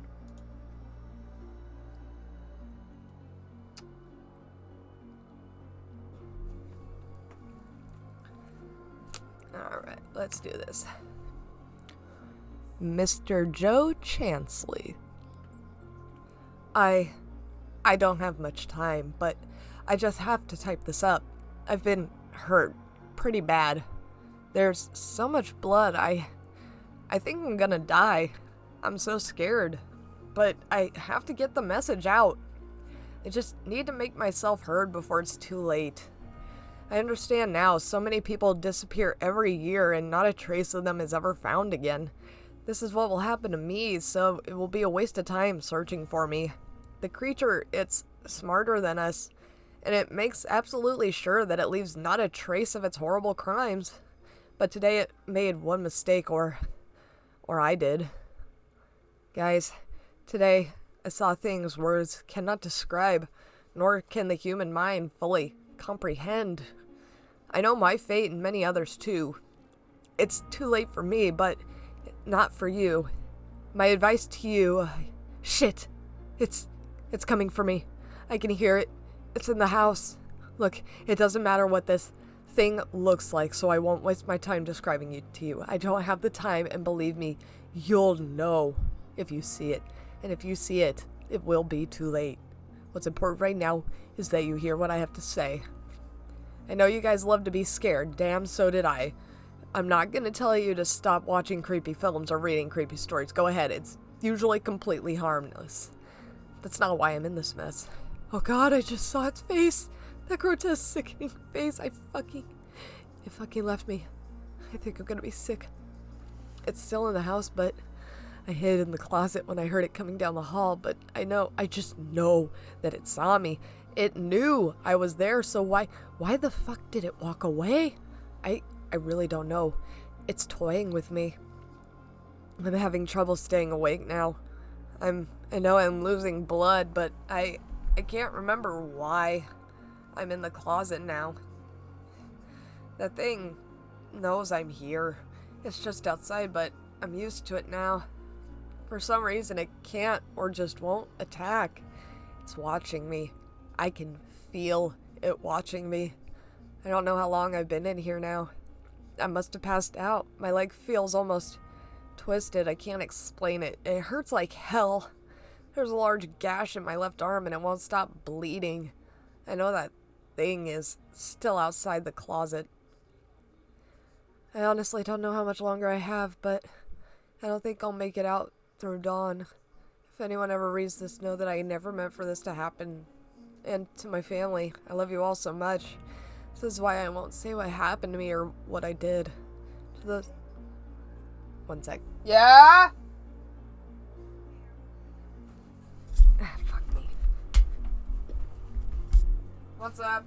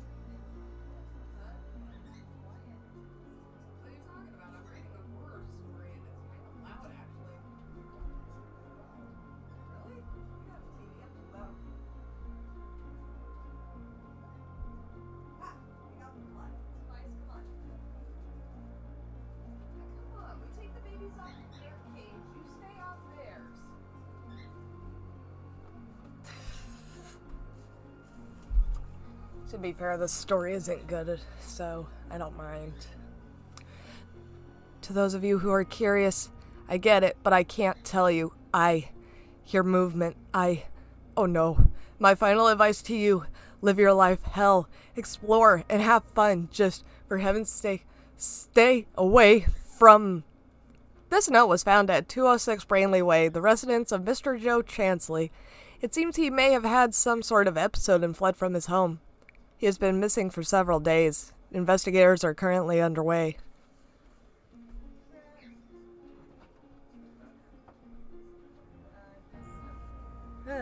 Yeah, well, I didn't think that was very good.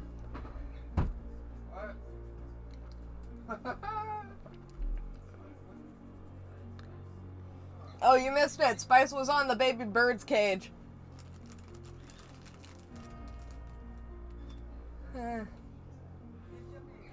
Oh, well, Mr. Joe Chansley, I give you a 3 out of 10.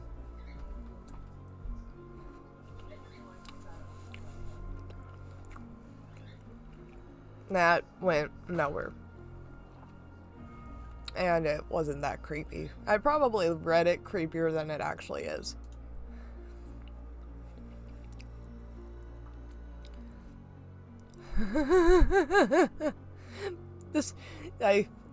Sorry to completely take away the tension, but this is length tiny.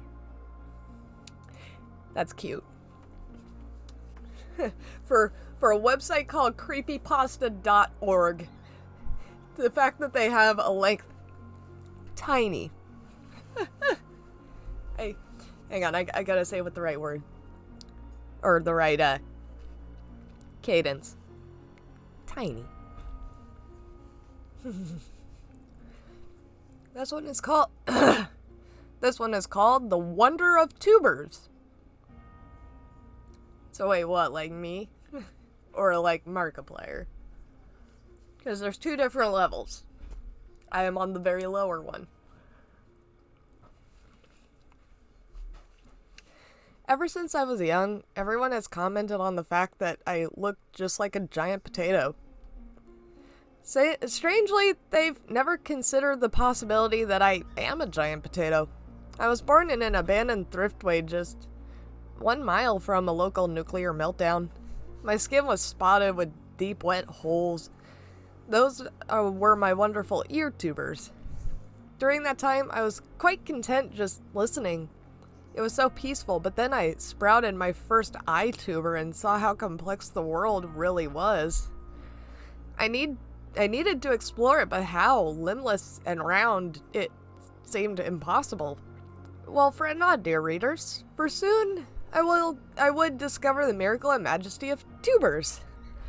With just 3 stout tubers, I was easily able to roll myself out of that place and on towards adventure.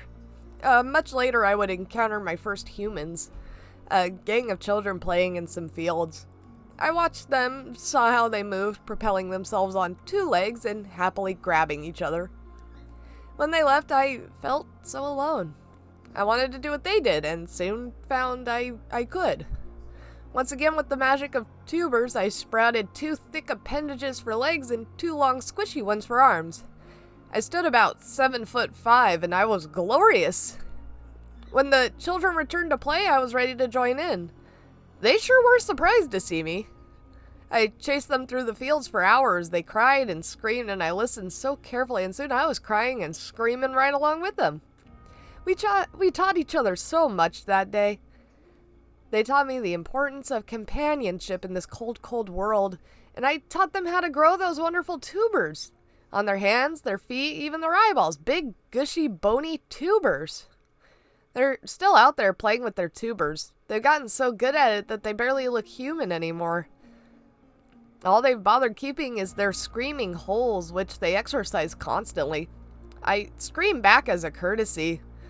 So whenever I meet a human in some secluded place and they offer at that same old comment in the same trembling voice that humans just seem to have, why, I just stretch my massive screaming hole as wide as I can and whisper, tubers.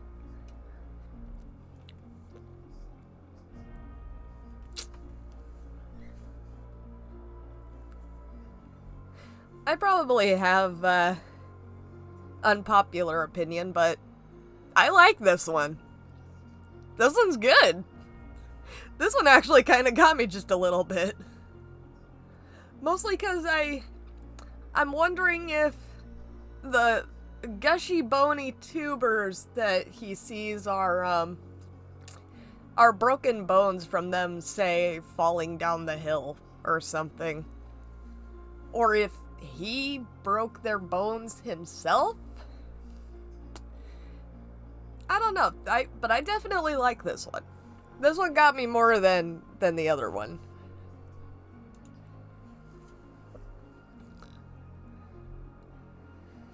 Okay. This one is called My Imagination? So, before I begin, I just want to say that this story is true. What I'm about to tell you really happened to me, and I'm not just saying so. This happened when I was a kid. We lived in a smaller house back then, and I shared a room with my elder sister. We had a bunk bed and I slept in the bottom bunk. Or I tried to. For no good reason, I was afraid to sleep there. My parents got tired of me crawling to sleep in their bed night after night, and so they suggested that I would just sleep next to my sister on the top bunk. My sister wasn't too fond of the idea, but she finally agreed, with the condition that I would sleep so that my head was lower, at the level of her chest, and not right next to hers, since I once punched her in my sleep, causing her nose to bleed. I, of course, accepted her terms, since it got me out of the bottom bunk. I slept next to her and everything seemed just fine. I no longer had nightmares and felt safer next to my sis. But then, one night, I just couldn't sleep. My sister, on the other hand, was smiling contently in her dreams. I listened to her steady heartbeat and watched as her chest rose with each hail. I listened to the silent sounds of the night when I saw something dark moving from the corner of my eye. Naturally, I turned to see what it was, but all I saw was the wooden edge of the bed. I thought it was nothing and turned back to look at my sister as she shifted in her sleep. Soon after I had turned away, I saw that movement again. I spun my head quickly to its direction, but again I saw nothing. I got scared and I moved closer to my sister, shut my eyes tight, and waited until sleep overtook me. The next morning, I woke to the absence of my sister. I peeked over the bedside before climbing the 3 steps down. I walked to the living room to find my sister watching TV and went to watch the kids' show with her. I didn't mention that something I had seen next to the bed. I thought she would laugh or tell me it was nothing. The day went on like any other, but the later it got, the more uneasy I became. I found myself stretching the bedtime, but eventually our mother told us to go to sleep, and that was final. We brushed our teeth and went to bed. Our parents came in and kissed us goodnight. My sister was again fast asleep. I clutched my blanket and hoped that the moving had just been my imagination. But then there it was again. I was afraid of it, but I wanted to know what it was. I cautiously turned my head, but when I looked straight at it, it disappeared. I turned away, and as I had thought, it returned. I turned again to see it, and this time, slowly and carefully, not to look straight at it. It worked. I saw what it was. A hand. A bony, brownish-green hand with long nails reaching over the rail of the bed. At this point, I was terrified. I automatically walked straight into it, only to see it quickly pull away. And as scared as I was, I crawled over my sister. I looked over the edge to see what the hand belonged to. Nothing. Just a bare floor and the bottom bunk.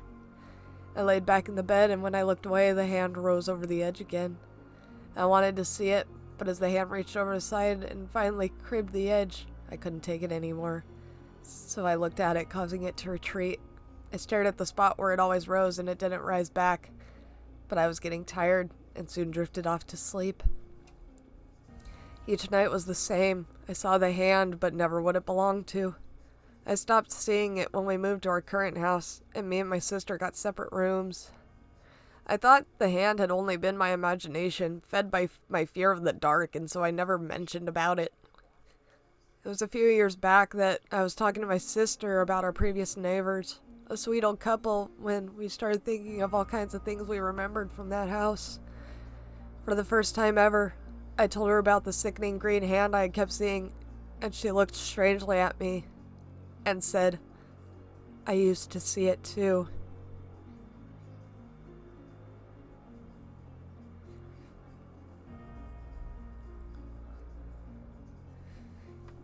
I mean, I saw the twist coming, but it was still well done. There's like a couple places where they really should have, I don't know, went back and looked, double check, proofread. But you know, it's still good. Still good. Like these pretzel Pop-Tarts. Oh my god.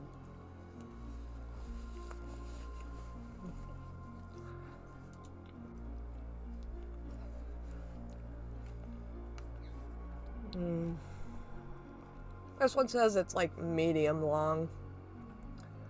But I think I'm gonna read it. I think we're also gonna try and go for a 3-hour stream this time. I think that's what the last one was, but I'm not 100% sure.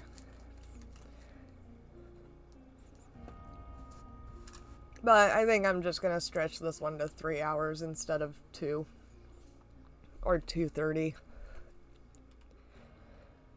I am awake. I don't recall falling asleep, and I'm not real sure how I got into bed, but I'm awake now.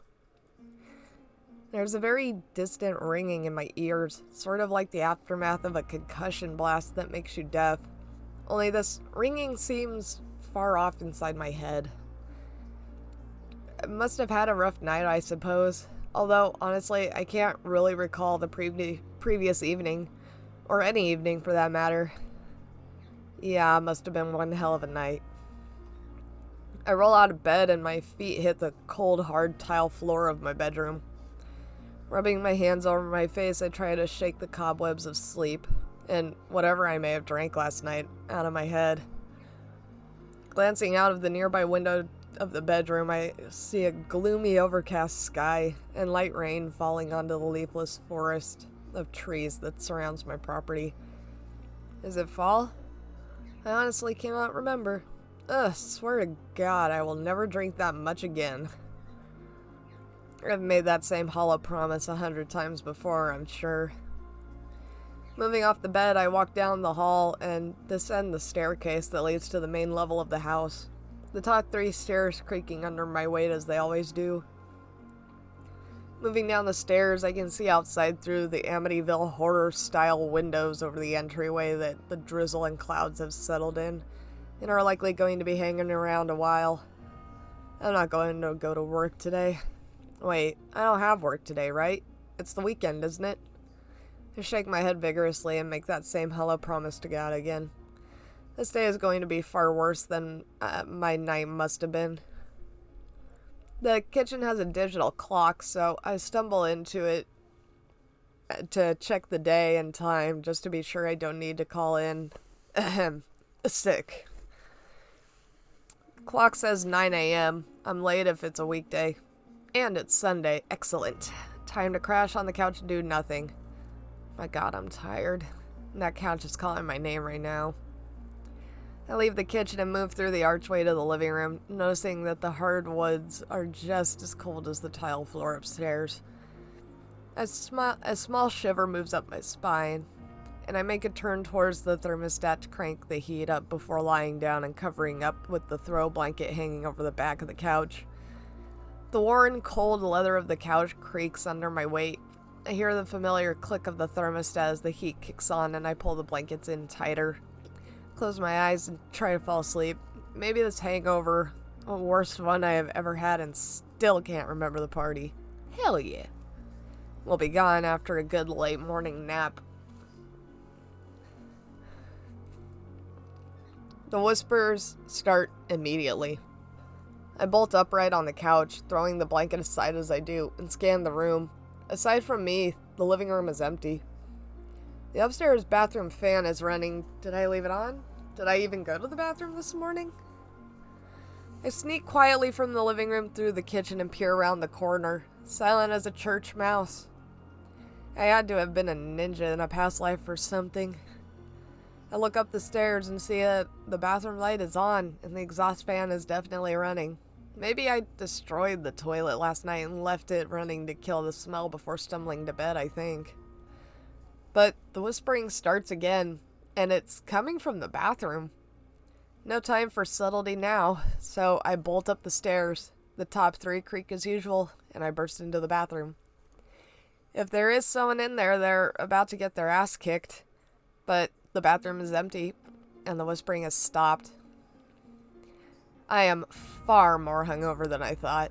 I flip the bathroom wall switch to kill the lights and the fan, then realize my bed isn't far away at all. Sleep. I need sleep. I'm so tired. The bed is there, in my room, dark and inviting. I'll just sleep this off and wake up feeling much better. Time for that nap. I lay down on the bed, sinking into the mattress like butter melting on a hot pan. Pull the covers up to my chin, close my eyes, and sleep. Or at least, I think I went to sleep. I'm definitely awake, but I don't recall falling asleep or dreaming. Darkness has crept into the room like a stealthy thief, casting shadows on the far wall that look like demons ready to jump out of their 2-dimensional canvas and attack as full-blown 3-dimensional horrors.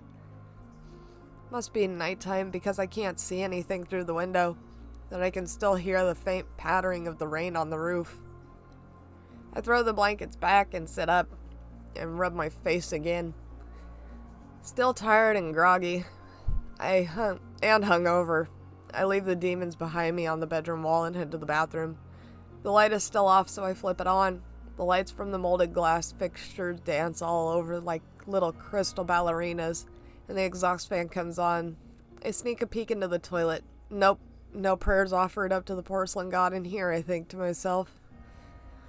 As I turn to the mirror to face myself, and dreading the sight I will behold in this rough state, sounds from downstairs freeze me in my tracks. It's the unmistakable sound of silverware on plates. Someone's eating dinner in my house.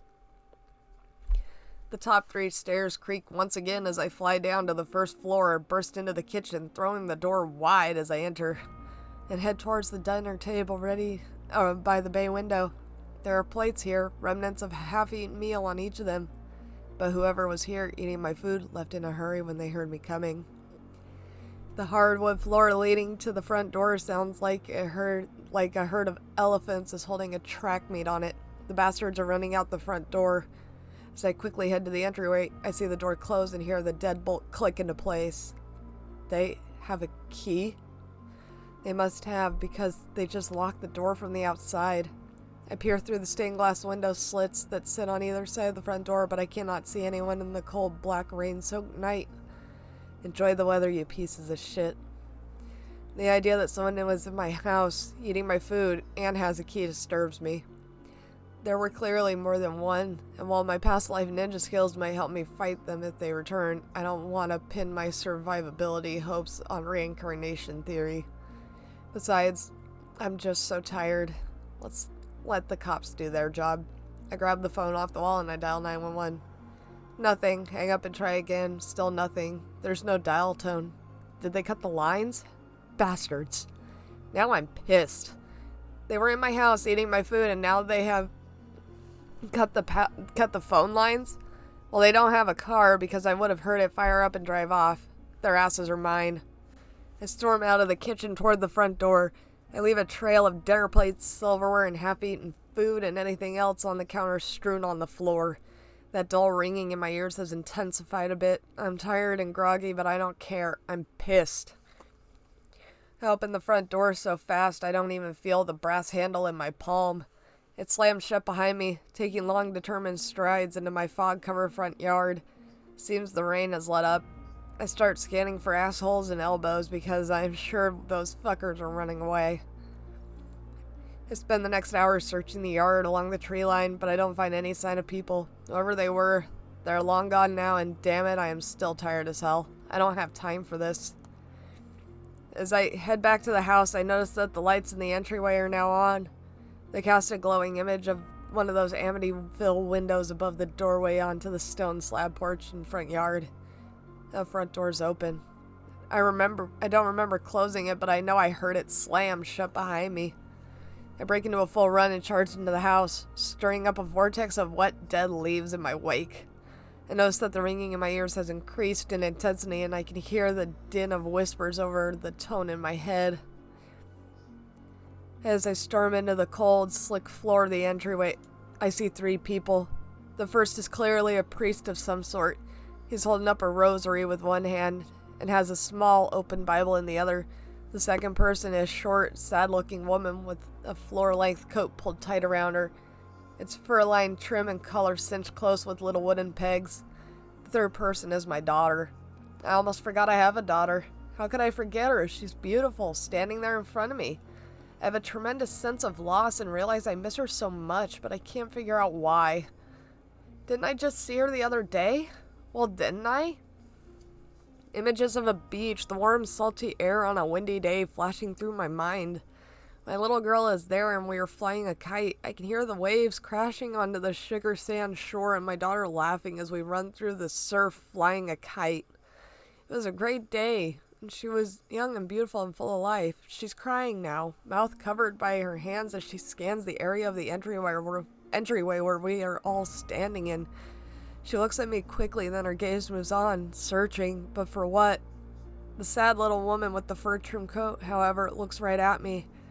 She has a grim look on her face, and she pats the priest on the shoulder and shakes her head. The priest stops waving that stupid rosary around, goes silent, and then moves to hold my daughter as if to console her. "He's here," says the short woman.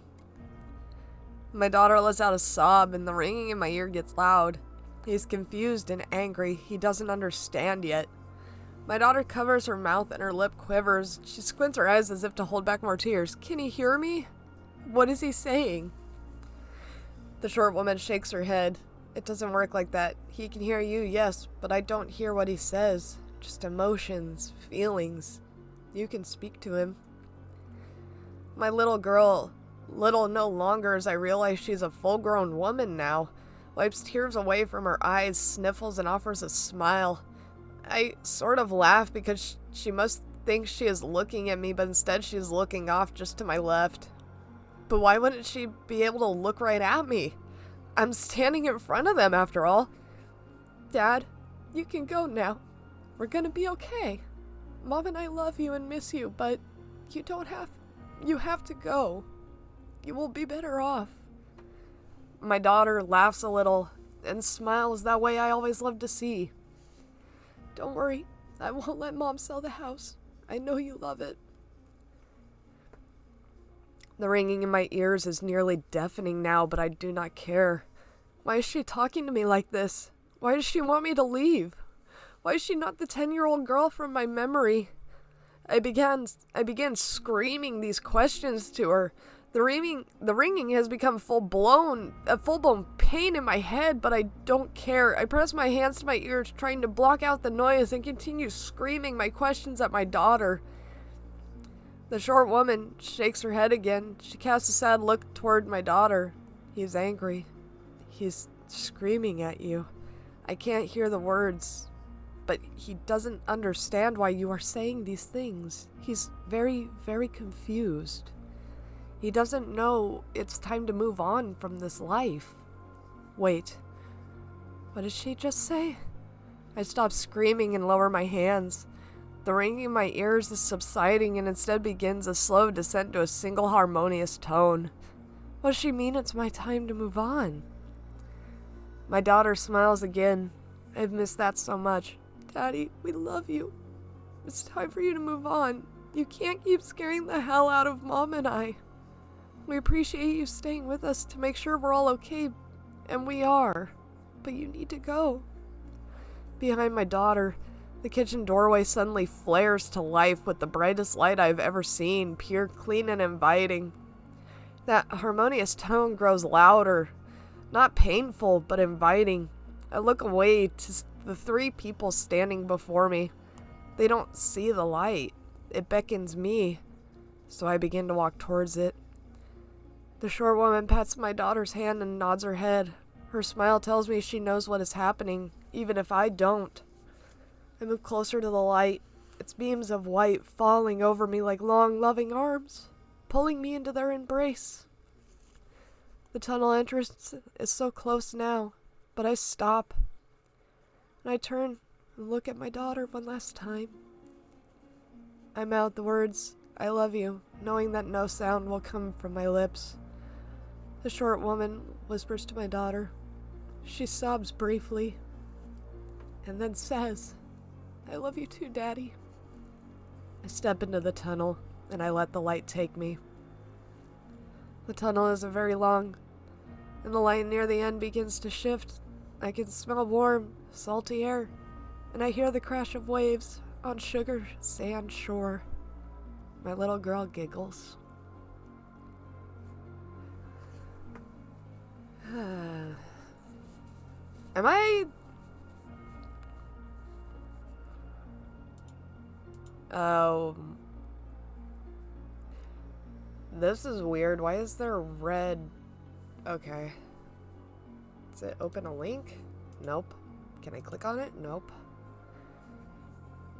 I don't get it. I mean, I get it. But, like, why is this a creepypasta? It's not all that scary. At least to me. Maybe there's something I'm not getting. Maybe I should be unnerved by the fact that it's coming from a dead man. Maybe. I don't know. I feel like that one's more of like a feels pasta. It's more sad than anything.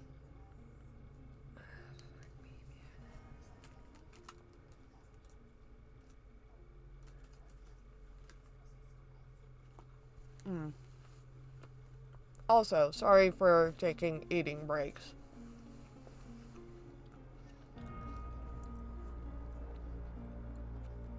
Okay, this one's going to Texas. That's easy peasy.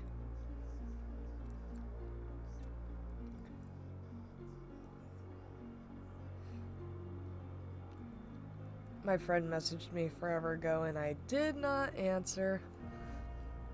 Oh boy. Let's see what this next one is gonna be. That's a long one. I don't want to do any long ones. Oh, this one's real short. Alright. Oh, that last pasta was called In the House. Somebody in the house or something like that. Which, again, more of a feels pasta, I guess, if you maybe want to cry. Not gonna lie, I thought I was gonna cry reading, like, the daughter getting all sad and stuff, but yeah, it's mostly a feels pasta. Life Within. My husband and I loved each other very much, but just as most couples, we would get into arguments. Our biggest argument always revolved around one single disagreement. Children. I wanted children. He did not. As the years passed, I had hoped he would eventually come around and warm up to the idea of having children, but he remained stubborn and wouldn't change his mind. I reminded him that if we waited too much longer, we would never be able to conceive a child of our own, but he didn't seem to care. I even suggested adopting and fostering children, but he wouldn't hear it. You're not fit to be a mother. His cruel words burned into my memory. I thought she was talking to me. I loved him. Why would he say such a thing? I wanted to carry a baby. I wanted to have a life inside of me. A little piece of him inside of me. I love my husband, but he doesn't have the right to keep me from doing this. No one can stop me. I threw out my birth control pills and I sabotaged his condoms as I prepared to seduce my husband into a frenzy in lovemaking and passion. My husband, who knew I was desperate for the chance to have a life inside me, discovered my plan and rejected my advances. My own husband said I was crazy and that I was becoming obsessed and losing my mind. I love him so much. How could he say such a horrid thing to me? I'm his loving wife. That night, I cried. I never cried so hard in my life. He didn't have the right to do this. I would have the life I so craved. It took me a week, but I had my next plan ready. This plan was foolproof. There would be nothing he could do about it. This time, he wouldn't stop me. After he returned home from work, I offered him a beer after slipping a dose of crushed sleeping pills into the drink. He, of course, wouldn't taste any of the medicine as he greedily downed the offered beer. Within 20 minutes, he was deep asleep, practically unconscious. I dragged his body over to our bedroom and onto the bed.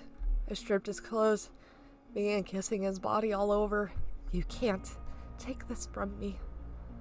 I whispered into his ear as he remained blissfully unaware about what was going to happen to him. Hours passed. I had my way with him. He didn't awaken from his drug-induced slumber. Not once did he feel my warm lips pressing constantly against his cool skin, enjoying every sensation. I felt as I carefully finished my task. The bed sheets were soaked from my night activity, but the fluid wasn't sweat. It was blood. My husband's blood. I sat on the floor of the bedroom, my back leaning against the foot of our family bed, ran my hands lovingly over my tight stomach, thrilled about the life I was now carrying.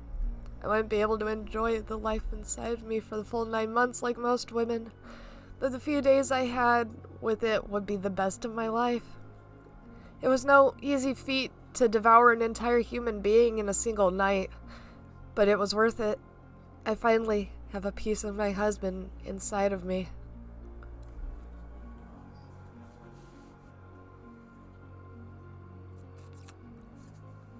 I'm going to prevent myself from making a vor comment, so I will leave it at that. Let's move on.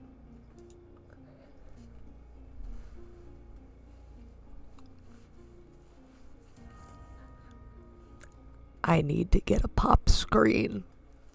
No, that's not the name of the story. I'm just reminding myself that the next time I go to Best Buy, I need to see if they have pop screens.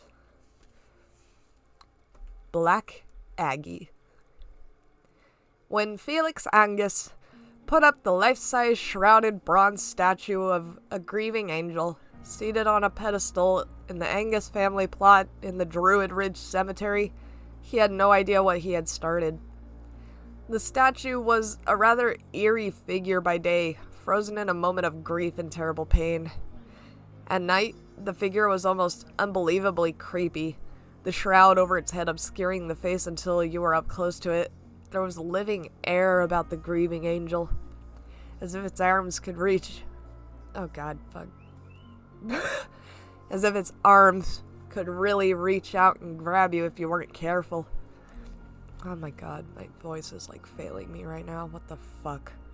It didn't take long for rumors to sweep through the town and surrounding countryside. They said that the statue, named Black Aggie, was haunted by the spirit of a mistreated wife who lay beneath her feet.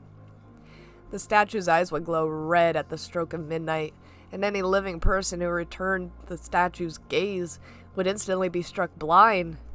Any pregnant woman who passed through her shadow would miscarry. If you sat on her lap at night, the statue would come to life and crush you to death in her dark embrace. If you spoke Black Aggie's name 3 times at midnight in front of a dark mirror, the evil angel would appear and pull you down to hell. They also said that spirits of the dead would rise from their graves on dark nights to gather around the statue at night. People began visiting the cemetery just to see the statue, and it was then that the local fraternity decided to make the statue of grief part of their initiation rites. Black Aggie sitting. where candidates for membership had to spend the night crouched beneath the statue with their backs to the grave of General Agnes. Wait. Oh, Agnes. General Agnes became popular. God damn it, why do I keep doing that? One night, 2 fraternity members accompanied new hopeful to the cemetery and watched while he took his place underneath the creepy statue. The clouds had obscured the moon that night, and the whole area surrounding the dark statue was filled with a sense of anger and malice. It felt as if a storm were brewing in that part of the cemetery, and to their chagrin, the 2 fraternity members noticed the gray shadows seemed to be clustering around the body of the frightened fraternity candidate crouching in front of the statue. What had been a funny initiation rite suddenly took on an air of danger. One of the fraternity brothers stepped forward in alarm and called out the initiate. God damn it, fuck my voice. God fucking. Excuse me, for some reason I keep getting this goddamn... I'm trying not to have an accent while I do this, but for some reason one keeps slipping through. And I apologize heavily for that.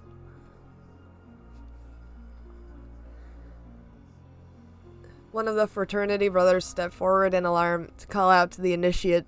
As he did, the statue above the boy stirred ominously. The 2 fraternity brothers froze in shock as the shrouded head turned toward the new candidate. They saw the gleam of glowing red eyes beneath the concealing hood as the statue's arms reached out toward the cowering boy. With shouts of alarm, the fraternity brothers leapt forward to rescue the new initiate, but it was too late. The initiate gave a horrified yell, and then his body disappeared into the embrace of the dark angel. The fraternity brothers skidded to a halt as the statue thoughtfully rested its glowing eyes upon them. With gasps of terror, the boys fled from the cemetery before the statue could grab them too. Hearing the screams, the night watchman hurried to the Agnes plot. To his chagrin, he discovered the body of a young man lying at the foot of the statue. He had apparently died of fright. The disruption caused by the statue grew so acute that the Agnes family finally donated it to the Smithsonian Museum in Washington. The grieving angel sat for many years in storage there, never again to plague the citizens visiting the Druid Hill Park Cemetery.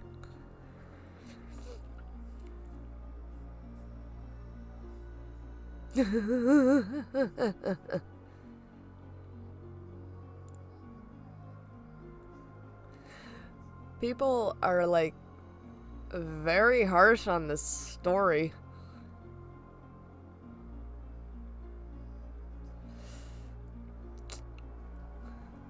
Wow, people are actually really harsh on this one. I didn't think it was bad. I don't think it's, like, worth a story, but is it actually a real thing? Is Black Aggie a real thing? Somebody let me know, because... Oh, fuck.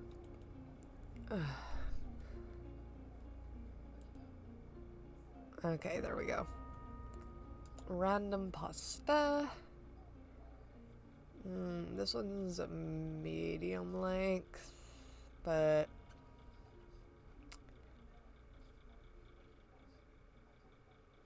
I don't know if you can hear it, but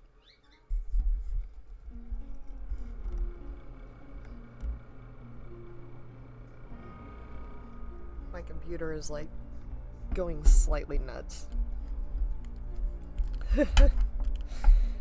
I'm a little scared. It hasn't made that noise in a long time, and now it's suddenly making that noise.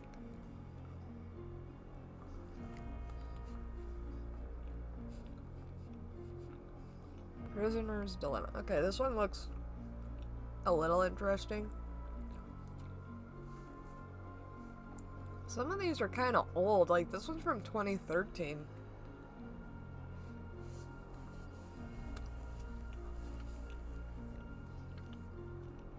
Sorry if you can hear me chewing. I really need to eat.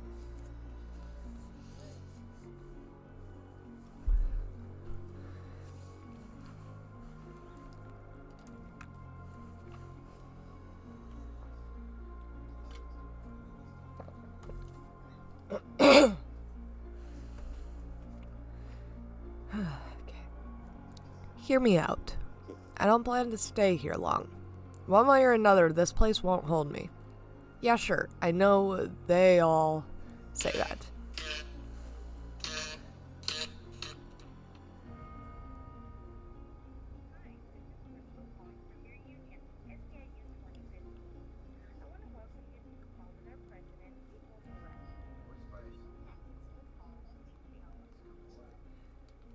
Fucking union people. I'm not even in the union. Why do they call me? I'm not even in union. Yeah, sure. I know they all say that, but trust me, I'm different. Oh, no, that's not right. I'm probably bog standard, but the circumstances are different. The circumstances are God, yeah. The circumstances are going to make things a little difficult. Unless I tell someone. Even if I tell someone. Since I was a little boy, I've had a problem. The doctors call it kleptomania. To me, it's a challenge. Not a challenge like the kind you see in a big blue budget blockbuster, but the one where the suave gentleman spy gets the girl of fortune and the respect of the people he's stolen from. It's a challenge to rein myself in. A challenge to try to keep myself from taking something, anything, and a challenge I always inevitably lose. The first memory I have is when I was 6. My parents were in the store, a restaurant or something. There were a bunch of pastries, fresh and flaky and delicious, behind the counter, glazed with honey and chocolate and maple syrup that looked like it had been taken from a broken and unresting tree. The server was a nice lady. She saw my smile and the innocent look in my blue eyes, and I remember her saying from rosy pink lipstick that couldn't hide last night's bruises that she wanted to give me an extra little gift for free. And while she and my parents were talking, I helped myself to several from inside the display case, shoving them crudely into my pockets. I never ate them, just felt nervous, nauseous, and thrilled. Somehow, my parents never found out. They found out much later, and my father got so angry that his face swelled up like a big old balloon. He yelled and shouted himself hoarse, telling me to never steal again, and yeah, you're right, none of it's of importance now. Even if I wanted to, which I did, I couldn't. Guess my self-control is pretty crap, huh? Just joking with myself, it's why I'm laughing. Over time, I moved out and moved on with life. I got a good car, and a good job, but my habits never changed. I moved on from stealing trinkets from school and work to walking around town, finding houses where the people who lived in them were too lost and too self-absorbed. I'd wait, sometimes for weeks, watching them, figuring out if they were out. And I'd buy my time fighting the impulse until it was screeching into my ear, and then I'd go and get into my mark and I'd take something. Didn't matter what, maybe a piece of jewelry, maybe a book fallen from the shelf. I tried to avoid valuable things that looked like they'd be easily noticed or have sentimental value. I just needed proof. Something I could shove in a drawer and mark as a sign that I'd been there. And then my little secret wouldn't try to tempt me to come back again. It'd be over and under control for at least a little while. They don't tell you that it means living alone, and that it means avoiding other people, but being charming enough that people think everything is alright. Sure, I could have talked to a doctor about it. Maybe they'd even have helped me with it. With words or drugs or medicine or something, but the voice whispered to me first and foremost, and it was seductive. All I needed to be happy and to live was to keep on taking all the little things that I wanted. And so it asked, and so I did. But there was this one house that had never really called to me. It had been old, renovated a few times, failed to sell on the market. A couple moved in looking like they'd had too much money and not enough common sense. With them, they brought a little daughter, not even a year old. I watched them go out, eating at fancy restaurants at least once or twice a week. The new car the guy bought and lavished more time and energy on than his wife and kid combined. The sallow way each talked only about themselves at the table, raising their voice ever so slightly in a kind of verbal fencing match nobody ever won. This person cannot spell. And one day they left in that fancy car to catch a show. I slipped inside the unlocked front door moments before they'd left. After they'd left. What the fuck? My blood felt like it was on fire and felt cold as ice at the same time. The house was very organized. Imitation vases with plastic flowers, silverware on tablecloths, and paintings that looked a little too good to be true. My slip-on shoes didn't make a sound as my field of vision took in everything around me, looking for what I was to take. It took me a while to process the crying sound. It was coming from a room down the hallway, and it was then that I realized they'd left their kid at home, all alone. My palms scraped against my khakis, and I could feel the surface of my skin itchy. No, I didn't plan to steal the kid. I know what you probably read in the papers, what they must have said. I don't care if you believe me or not, but if I don't tell someone... At first, I avoided the hallway to her room. I tried looking upstairs, hoping to just take an earring or something and call it a day. Nothing stood out in the master bedroom, in the second bathroom, in some room that looked like a cross between a study and a rec room for someone who never grew up, filled with car models and paper planes. But nothing spoke to me. Said with a velvet whisper that it wanted to be taken away and taken home so that it could lock it in a little shelf with a padlock and a murmur and a promise it'd be safe. And a slave to the call, I made my way to the first room down the hall. The crying had stopped when I made my way to the hallway. I'd gotten a little sloppy due to my unease, and I could hear my footsteps against the tiled floor of the kitchen as I passed it by. The first room on the right had a child's mobile, but otherwise seemed to be another study. With a modern computer and office chair, hinting at its doubling as home office of some kind. At least, that was my initial thought as I stepped inside and nearly tripped over the almost camouflaged cradle set up in the center of the room. Looking up at me with huge innocent eyes, the couple's kid grinned at me and cooed. I tried to ignore her as I stumbled around the room, once again taking my time to mask my steps. Drawers full of paper and reports greeted me, not one interesting enough to take. At least not without spending far too long reading through them to be safe. Then I realized two things. I'd once again ceased making any noise when I moved. There were footsteps. Steps that fell a few moments after mine, then stopped abruptly when I did. Secondly, she was crying again. Crying hard and harshly and flailing against the walls of her cradle. Man, I'm not lying when I said I nearly fell over myself in frightened shock. I managed to wheel around while my brain was grasping at straws, looking for some sort of excuse that sounded remotely plausible. They all vanished like grains of sand between my lips when my eyes met his. He stood maybe an inch shorter than me, not too skinny, not too fat, chalky-toned and glass-eyed, with floral print shirt that seemed too cold for the crisp spring weather. He seemed as surprised to see me as I was to see him. Then he opened his mouth and, smiling amicably, grabbed me by the shoulder. I could feel the crunch of my shoulder popping from its socket as he twisted it around more easily than any human should have been able to do. His fingers felt like unrisen dough or sculptor's clay. Then I fell to the ground, whimpering like an idiot and trying to fight back the pain. Strolling over the cradle, he reached forward and tenderly plucked the girl from where she had crawled to.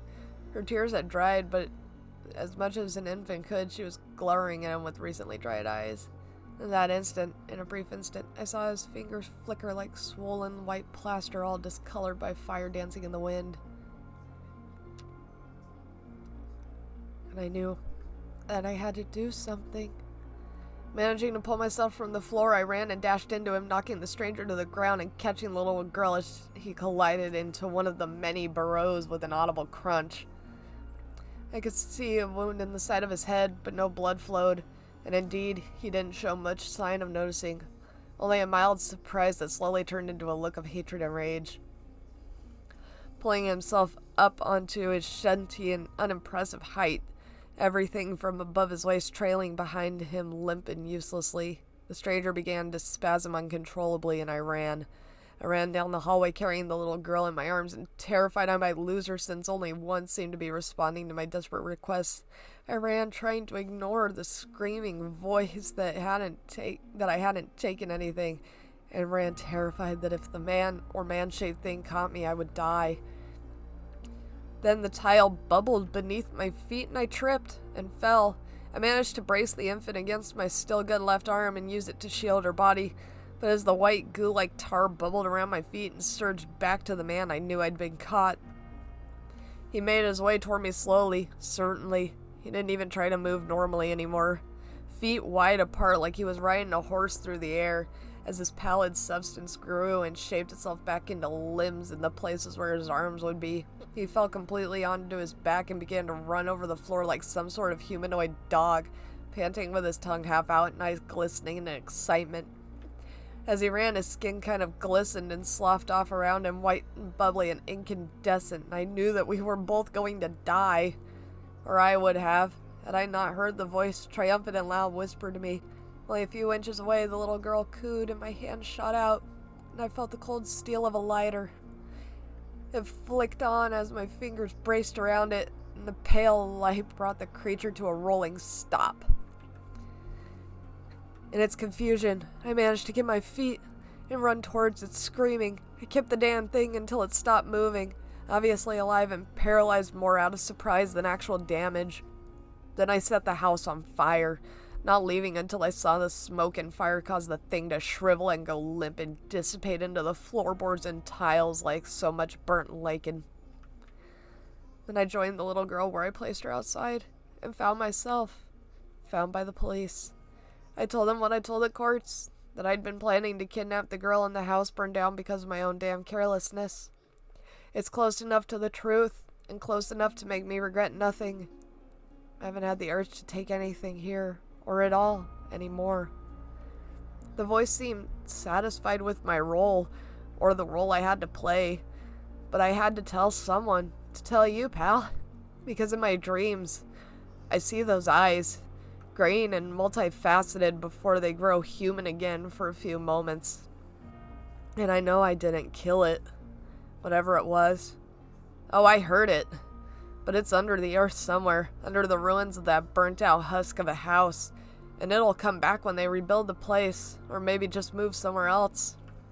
But first, it'll find me here, and kill me. Make it look like I killed myself, or someone else did it, and that's why you have to know, because I'm going to beat it to the punch, just to put the dreams to an end. Just do me a favor, alright? Find a way to give this back to that family, to her. I'm sure they'll use the insurance to move somewhere else, go somewhere new, but when that thing follows them, if it follows them, I want her to have a portable fire to keep it at bay.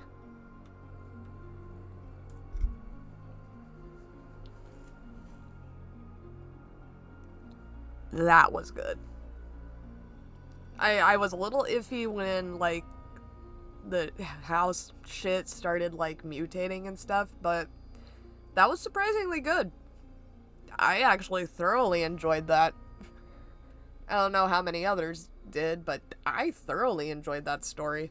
I thought it was good.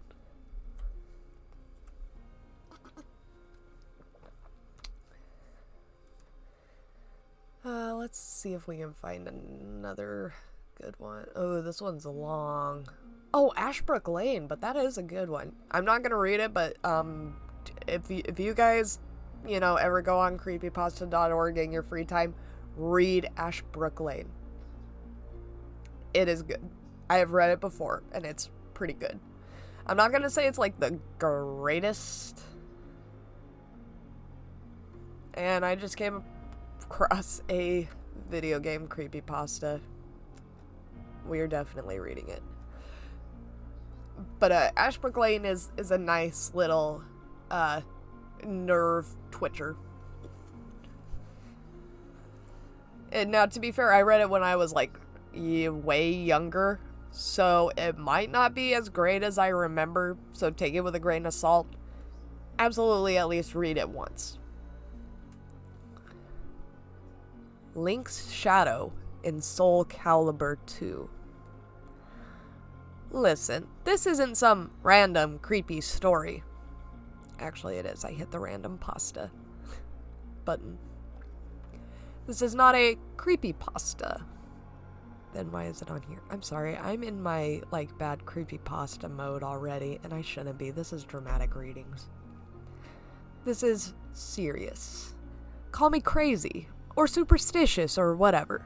I know what happened, and I wish I could forget.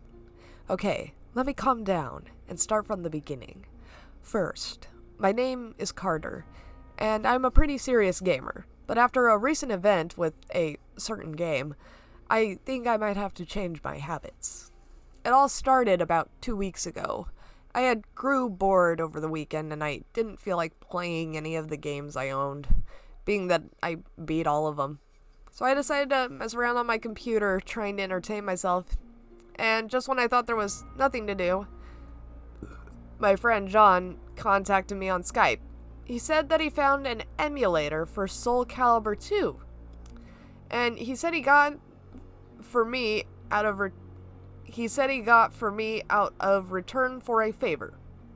He knew I couldn't find it on any console I owned, and that it was my all-time favorite game. I begged him to send me the file ASAP. Once the game was downloaded, I immediately started it up. Once the game started, it opened with its original intro cinematic. It showed all the characters, but Link for some reason. It seemed to have skipped his scene. I shrugged it off and skipped off to the start screen. The only thing I seen that was different was that the announcer's voice didn't come and say Soul Calibur 2 as usual. Remembering that it was an emulated game, I discarded the thought, figuring whoever had the game first must have cut those things out. Moving onward, I went to arcade mode and looked at the list of characters. As usual, they were all there. Taki, Nightmare, Yunsung, all of them, including Link. I hovered my cursor over each character, seeing their full forms, just for fun. But once I got to the end and landed on Link, the game crashed. I groaned in disappointment. Damn game, I said to myself, starting it up again. I was worried that I wouldn't be able to use Link. He used to be one of the best in the game. Once I rebooted the game, it started to get a little glitchy. Now the cinematic was playing really slowly. The music slowed with it and also started to warp. I ignored this and just skipped right to the menu. I again went to arcade mode and picked Ivy. The first match came up, Ivy versus Nightmare. I hit the X key on my keyboard, like on the GameCube. Doing this makes the character say a line like, "out of my way" or something. But when Ivy spoke, her voice was muffled almost. I tried to make out what she said, but couldn't. Once the match started, the announcer wasn't heard again. He didn't say anything about a warrior or some cheesy wisdom line.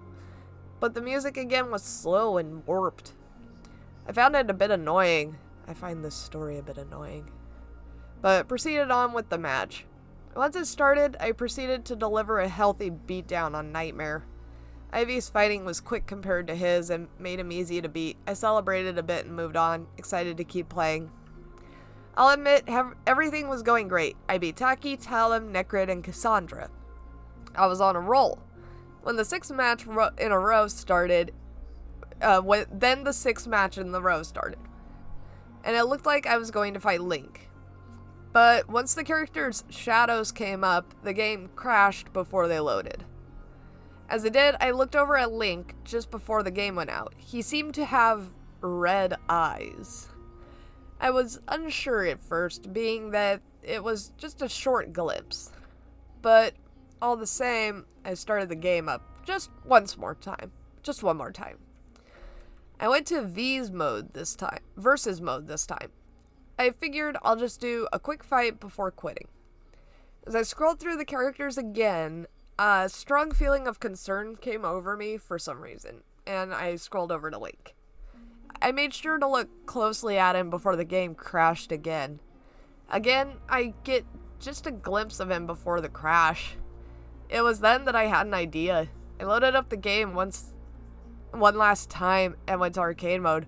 I hovered one finger over the print screen key before hovering over Link's picture. I quickly slammed the print screen key just before the game crashed. I went to Photoshop on my desktop and posted the screen cap. To my surprise, I seen that I was right about Link having red eyes. I tried to adjust the quality of the image to better see it. Then I seen that everything about Link, but his eyes were black. His clothes, skin, hat, and sword, everything. But what got me worse was his position. Usually the character is faced to the left or right, depending on what side you were on and which player you were. But Link was looking right at me. To be honest, this freaked me out. I quickly deleted the image, thinking it was just my imagination. I looked at the time on my monitor. It was late. I hadn't noticed how tired I was till I gave a long yawn. I closed the game, shoved down my computer, and went to bed. The next morning, I awoke thinking about Link from the game. Tried to recall the events of the game and figured that the night was getting to me. Link's shadow. That was a weird notion. I logged back into my Skype afterwards, finding my friend was still on. "Hey," I said to him. "Hey," he said. "Is the game working right for you? It won't start up for me." "Works fine on my end. It's just that Link won't load," I told him. "Every time you try, the game crashes." Weird.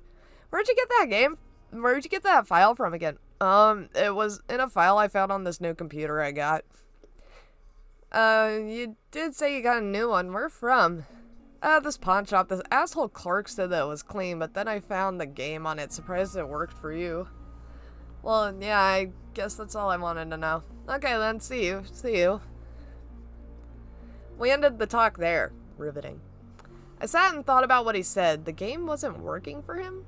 If it was on the computer, it should have. Dismissing the thought, I decided to play again. Oh, for fuck's sake. When I tried to open the game, a small window popped up saying, "You do not have enough disk space to run program. Please clear out drive." That was odd. Didn't have this problem last night. I went through my computer to delete anything that I wasn't using. Of course, there wasn't much. But the same window kept popping up. Finally, I decided to check my pictures. I knew that there was nothing in there to delete, but I checked anyway. "What the hell?" I said. Seeing the pictures, they were screenshots of the game, or to be more specific, screenshots of Link. But again, it was the Link shadow. Oh, fuck. Shit.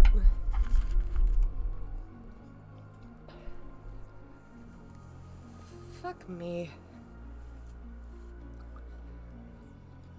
Okay.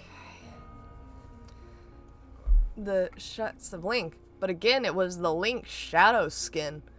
Red eyes, black skin and attire, everything. There were at least 20 pictures. Some were the same. Link's shadow posing at the character select. The rest were of him attacking different characters in the game. Quickly, I deleted them all, but saved one to show my friend. When I went back on Skype to tell my friend, he wasn't on. Must have went to work. I stayed logged in and looked at the one picture I saved. It was like the screen cap I took last night. Link looking dead at me. The picture's name was just a bunch of random letters and numbers. Just from finding all this crap here disturbed me. Wait, I think I missed something.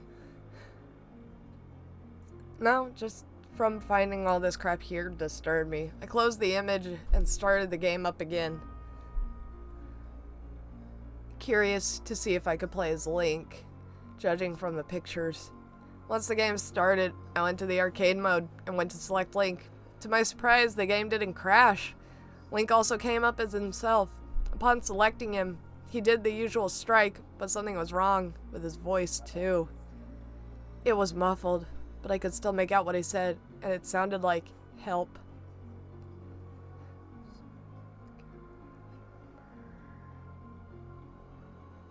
Oh, it's an arcade. Okay. My first fight was against Ivy. When it started, Ivy just started to move backwards, as if hoping to get away from Link.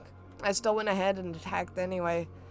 She of course fought back, but I was too good at the game to lose. Hours passed till I reached the final boss.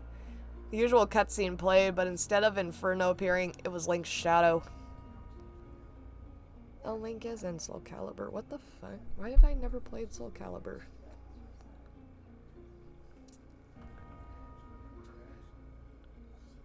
I'm dumb. I already left off. It was Link's shadow, even being early graphics. I could see what I guessed was horror on Link's face. As soon as the match started, Link seemed to take control and back away from his doppelganger, like Ivy did. Oh, what the heck? Sorry. I'm trying to close shit on my phone. Link's shadow seemed to have Link's usual moveset, but he was faster, stronger. One strike took just a quarter of my health away. I soon enough regained control of Link and countered the evil one. He took the usual amount of damage. I tried to block all of his attacks and attack when I saw an opening, but that didn't work. He was still too fast. After Link's shadow took down my last drop of health, he didn't stop. Even when the announcement of the match being over was announced, he just kept striking till the real Link fell to the ground. Soon enough, round 2 started. Link again tried to back away from the fight, but his opposite just kept coming, attacking, with what seemed to come to no end. I tried to fight him off again, but I lost. This time when he beat me, he didn't stop. This time he ran Link through with his sword like 6 times before letting him fall to the ground. That's not part of his moveset, I thought to myself. The screen didn't fade to the game over screen though. Link's shadow looked up from his victim and right to me. I was honestly really fucking scared now. But it was just a game. No, a hack. That's the only explanation. My train of thought was cut off by someone speaking. "Are you scared?" it said. I looked around to see who it was, and then I turned back to my monitor to find Link's shadow, staring at me, his whole face taking up the screen. "Are you scared?" he repeated. I hesitantly shook my head. "Are you sure?" he asked. I shook my head again. He smiled. "Are you having fun, Carter?" he asked. "Did you have fun beating everyone here senseless till it was your turn?" "What the hell?" I said, moving from the keyboard. "Wasn't it fun?" "What the hell do you want from me?" "I just want to make sure you are having fun. You seem to like the game, so I made it just for you." This was getting disturbing. He flashed another grim smile at me. I quickly closed the game and deleted it. I deleted the image I saved too. I don't know what was wrong with the game, but if it was part of a sick joke, it wasn't funny. A few hours later, my friend logged back on. I quickly messaged him, demanding to know why he gave me something so sick. "I don't know what you're talking about." "Don't feed me that bullshit," I snapped. "What did you do with this game? You sent this hacked piece of shit to scare me?" "Dude, I honestly have no idea what you mean. Are you talking about the Soul Calibur?" "Yes, the game knew my name and everything." Okay. Okay? Dude, that was just wrong. Okay, whatever. Look, I told you, I just found it on my laptop, okay? I deleted the game after I sent it to you, so I don't know what you're talking about. I wanted to say more, but he'd just think I was crazy. I logged out of Skype and I shut off my computer. It was late again, so I figured I'd go to bed. That night, I could barely get a wink of sleep. I kept waking up from a bunch of nightmares, and they were all of that damn game. Each time was a different character, and I was beaten nearly to death by Shadow Link. Each time he would laugh and hack at me with his sword till I woke myself up. This never ended. It's been 4 months since I played that game, and all my dreams are the same. They're just full of Link's shadow murdering me, laughing with those pure red eyes of his beaming into me. I've looked for help from psychiatrists and what other help I could afford. I don't know what's going on. Ever since that damn game, I can't sleep, and now I'm seeing Link's shadow everywhere I go. Like he's stalking me. Usually shaking my head and closing my eyes work, and I realize it's just a hallucination. I think he's looking for me. I don't know why, but he seems bent on tormenting me. But it's hard to be sure anymore. So please, take this warning.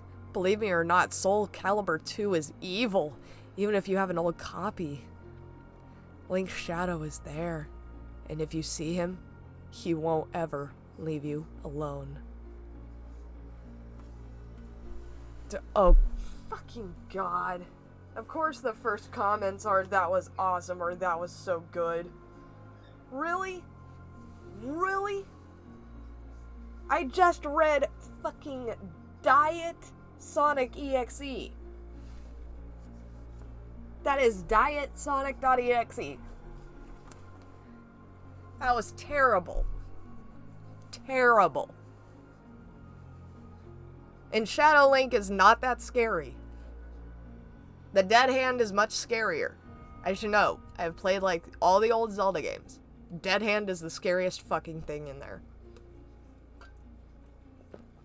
Fight me on it.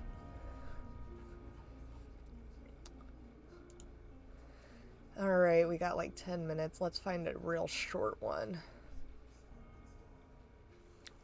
Oh boy, this is gonna be an interesting one. This one is called... What the fuck is wrong with my computer? That's not what the name of this pasta, but seriously, what is wrong with this?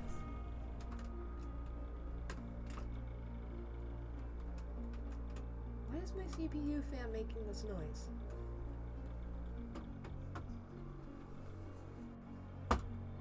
Why is my CPU making that noise? Why? Why are you making that weird noise? Stop it. Stop it. Get some help.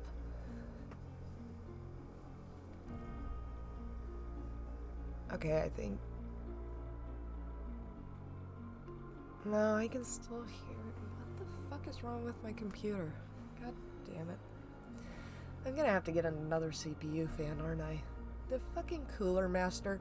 Never buy Cooler Master. Like, I don't care how old your goddamn desktop is. Mine is semi-old. Like, the little CPU in it is the oldest thing I have. Fucking, I have to buy a Cooler Master for it because it's the only one that'll fit. And I hate it. Never get Cooler Master. You will replace it annually. Or biannually.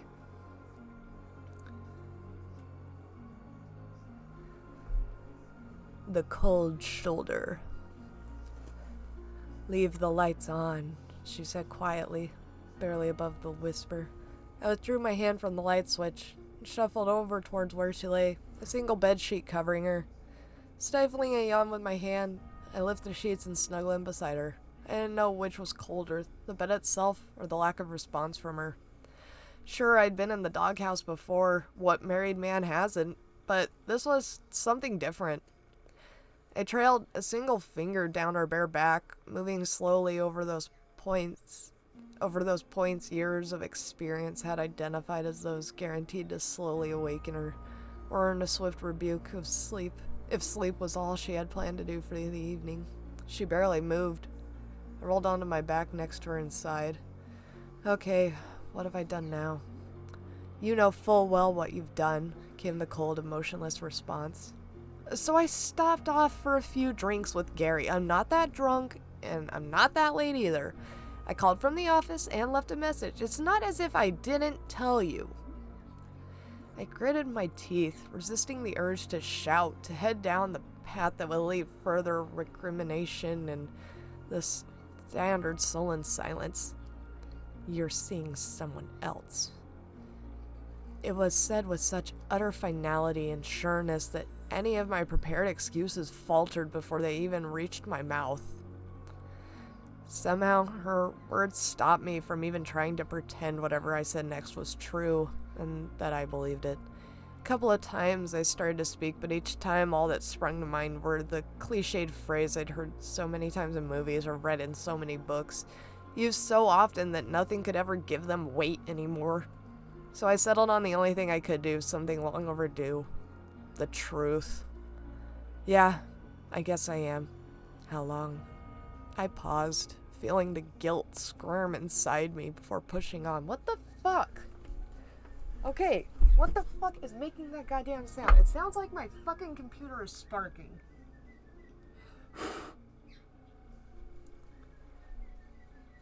Guys, I think my computer has corona. It's fucking dying on me.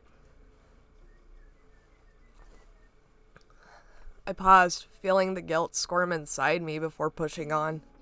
About 6 months. She went quiet for a while. So quiet I thought she'd fallen asleep before her voice spoke again in a hush so low it was hard to tell she had spoken at all. Thank you for being honest. It's the least I can do, all things considered. I moved to touch her shoulder one last time to try and feel that connection we once had. The certainty in her voice, though, the finality in it, caught me, and I let my hand drop. All words were gone now. I lifted the cover off myself and stood. I turned once to gaze at her, maybe for the final time. Was this it? Was this the last time we would be this close, this honest? Do you want a divorce?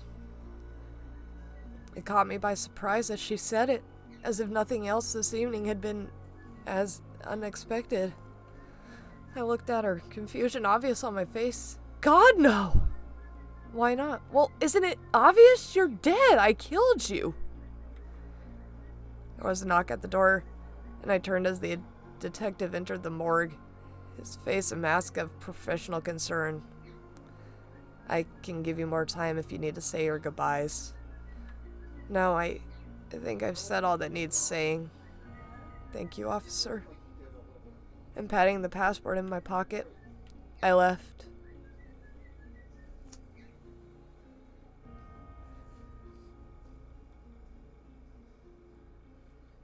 Well, shit, that one actually took a turn I didn't expect. I mean, yeah, I expected her to be dead. Well, no, I expected him to have killed her. I didn't expect him to be laying in the morgue with her. That caught me.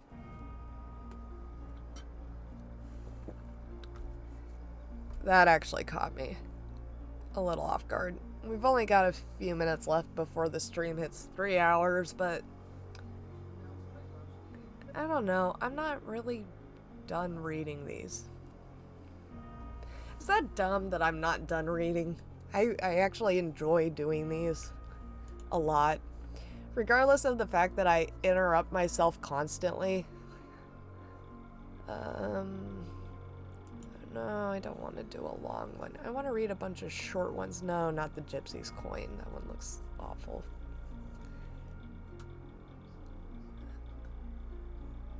Listen to this.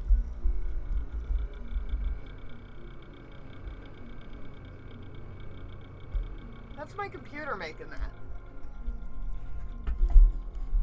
That is my computer making that goddamn sound. Is that not the most fucking terrifying thing this whole stream?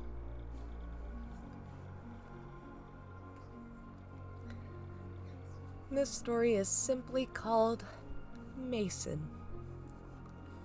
It was a dark and rainy day in February when I was hit by a small red pickup. February 15th. I was told I flew 15 feet before landing smack on my head.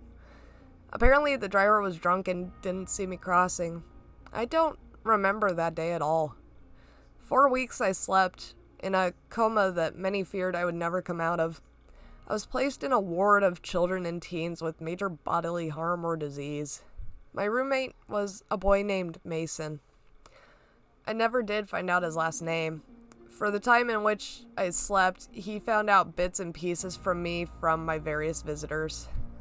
My favorite color, what music I liked, and other random things. The day that I woke up, I was showered with love and attention from my family, and it took me almost an hour to realize the presence of the boy laying in the bed beside me. He flashed me a lopsided grin and quietly went back to the book he was reading. Eventually, I was left in peace, and after about 20 minutes of mental debate, I spoke up and I asked him his name. His voice was smooth and low and never failed to make me shudder. We spent the rest of the evening playing 20 questions, becoming familiar with each other. Eventually, my doctor would break our quality time and give me the lowdown on my injuries and what the healing process would be like. He told me that when I was hit, not only did I give myself a nasty concussion, but my legs were also broken in my oh-so-graceful landing. Said that I had a 60% chance of ever walking again. We became close instantly. The nurses would laugh and say we already looked like an old married couple bundled up in bed watching whatever soap opera happened to be on television.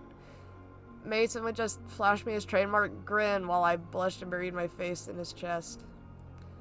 We both had our good days and bad ones, Mason and I. On a particularly tough day of treatment for him, we both lay together with him trembling in my arms. I'll never forget the feeling of his soft hiccups or the knot in the pit of my stomach. I finally got up my courage and asked him the $1,000,000 question. He had Hodgkin's disease. I don't think either of us slept that night. While my legs were transitioned from casts to braces, Mason's chemotherapy began. However, without fail, when I'd come back frustrated or in tears over a difficult session of therapy, he'd be there to comfort me with soothing words and reruns of I Love Lucy. Over the weeks, the chemo began to take its toll. His brown curls thinned to almost nothing, dark circles took permanent residence under his eyes, and his skin turned as pale as snow. As my legs grew stronger... As my legs grew stronger, the day I was released no longer seemed like something to look forward to. The day we decided to shave his hair was the day I broke down. I told him I would do anything, give blood, bone marrow, anything to make him get better faster, but he just shot me a smile that instantly made me melt and wipe my tears. 60%. Mason had a 60% chance of beating his demons, same as me. On May 12th, I was officially released from room 104. I would walk with a limp most likely for the rest of my life. Every other day, I would visit Mason. Each time I would leave, we would take a picture together. Over the months, I would compare our first picture and our most recent one and see how much he was deteriorating. It was heartbreaking. August 17th was the first time I lost him. Overnight, a high fever had broken out and his heart stopped for 4.5 minutes. Those were the worst minutes of my life. I sat outside his room in an uncomfortable plastic chair watching as the nurses I knew all too well scrambling back and forth attempting to save his fragile life. I didn't leave his side until he squeezed my hand, winked, and told me to go home and take a shower. After that, I vowed I would never let him leave me alone again. One second.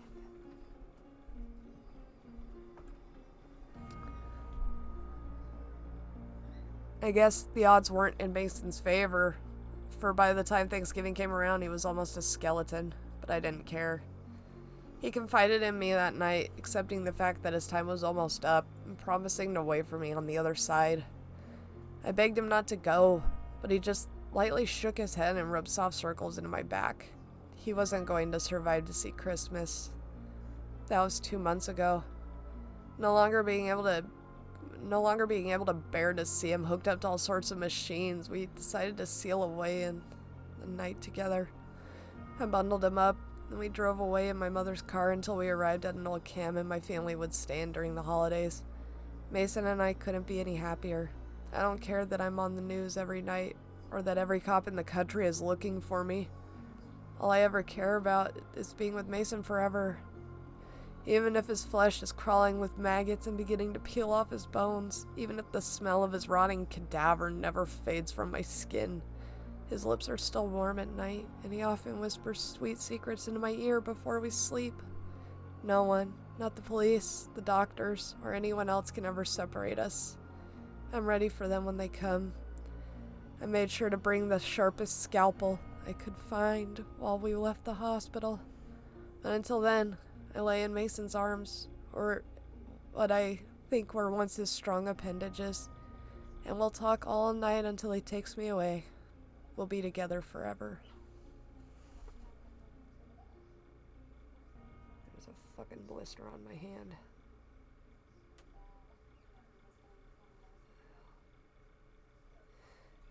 That one was both sad and mortifying. But a good one. That was not going where I thought it would. I mean, the ending was slightly predictable, but I didn't expect. I don't know.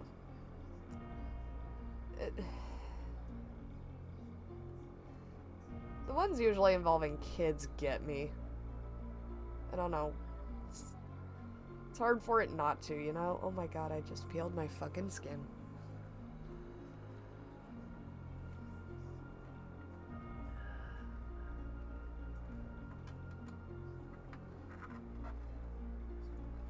Alright, let's do a couple more, like, short ones. The Thing in the Window. Computer, come on, you can make it through, like, 2 more stories. I know you can. Oh, fuck, that thing is hot, too. Shite.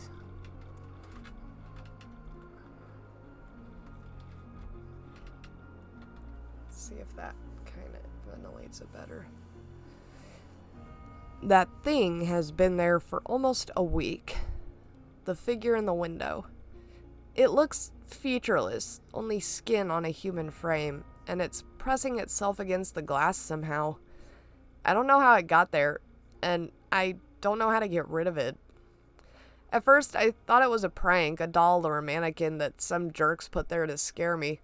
But I realized as I walked out of my house to pull it away, it wasn't there.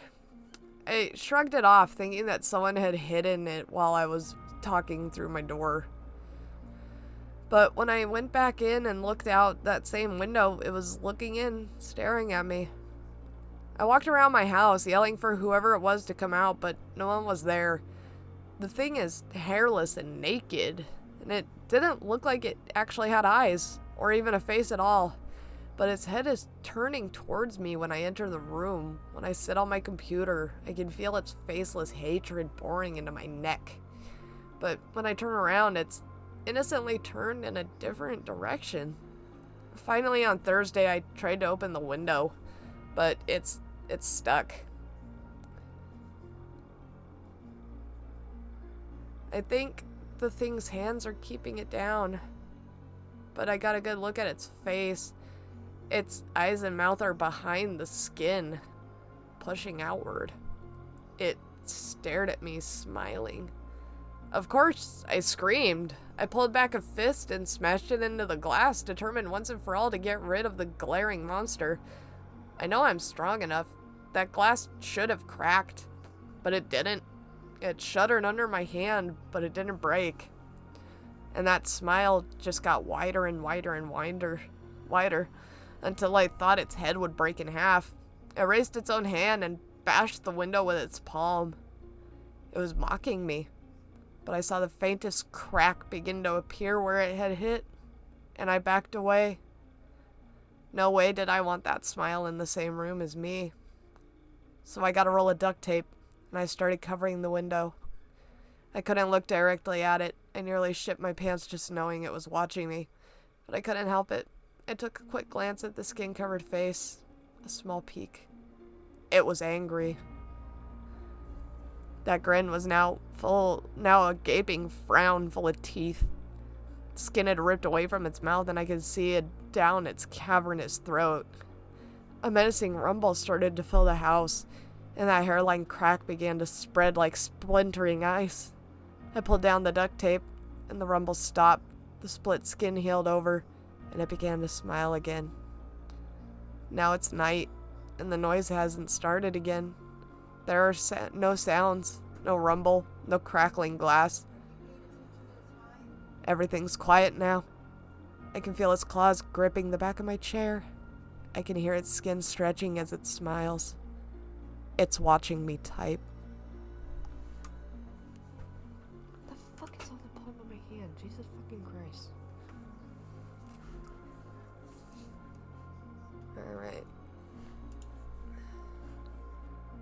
I know, computer, I know. This one looks like shit. It is paragraphed so fucking weird. It says medium, but that is not medium length.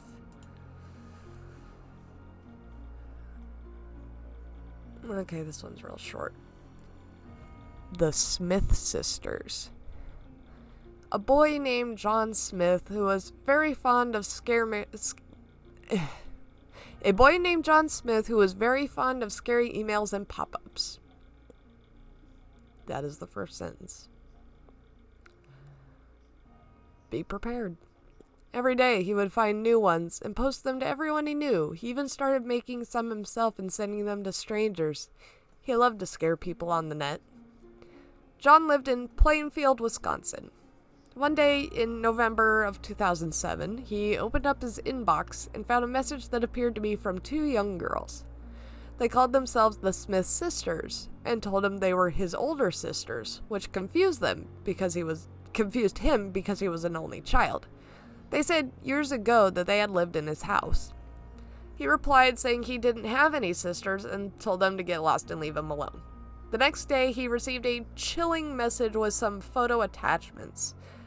The first photo was of two young girls. The caption on it said, "Smith sisters murdered anonymously." The girls said in the email that they were indeed his older sisters. They told him that in 1993 they had lived in his house. His bedroom had once been theirs. They told him all about growing up and about their lives and how happy they had been until one horrible night. He opened up the other attachment. It was a scan of an old newspaper article. In 1993, two sisters were brutally murdered in the small community of Plainfield, Wisconsin. Lisa Smith, 19, and her sister, Sarah Smith, 15, were attacked in their parents' home on the night of November 17th, around 1:30 a.m. The Smith sisters were lying in bed when a crazed killer broke into the house. No one heard them scream. In the morning, their parents found the dead bodies of the Smith sisters hidden in the bedroom closet. They had been skinned alive.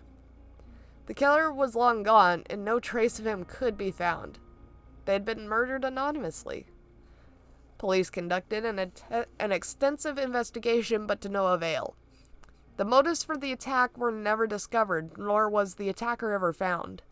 The only lead authorities had was a series of strange emails found in Lisa's computer. The case was closed in October 2000. In the rest of the email, the sisters said that they were angry that the case was closed and people forgot about them. They were angry that their parents wanted to forget about them too. They were angry that their parents decided to start over and had a new baby, a little boy named John. They were angry that their parents had never mentioned their daughters or their tragic murder to their new son, John. John Smith sent an angry reply saying he didn't believe what they were saying. He didn't believe the Smith sisters were really related to him, and he didn't believe the newspaper article was real. He told them to go to hell. 5 minutes later, he got another email from them. It said, "If you don't believe us, look in the bedroom closet." That was the last email that was found on John's computer. Sorry, I fell off my chair a little. Police were unable to trace who had sent the messages to him. On the floor of the closet, the police found a faint message carved in the wood. It simply read, "Lisa and Sarah, 1993. Underneath that was another carving that read, "John, 2007. No one knows what John did next, but in the morning, John's parents woke up to find their son missing. They checked his bedroom closet and got the shock of their lives. There they found the dead body of their son. He had been skinned alive. No one knows what really happened that night, and police were only able to piece together parts of the story based on what they found on his computer. The parents were devastated. How could this happen to a family? First their daughters, and now years later their son. It seemed too weird to just be a coincidence. Two sisters are murdered, and then years later their brother is murdered in the exact same way. The exact same place. The only evidence left behind, a few scary emails. Makes you wonder. That grammar makes me wonder.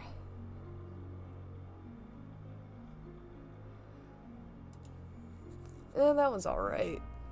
I kind of thought it was the one where he mentioned that he had two sisters and they hated each other and so he sewed them together.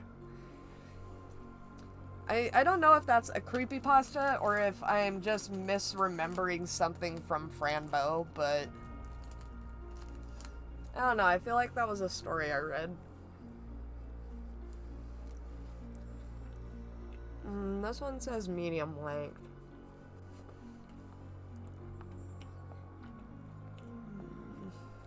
Alright.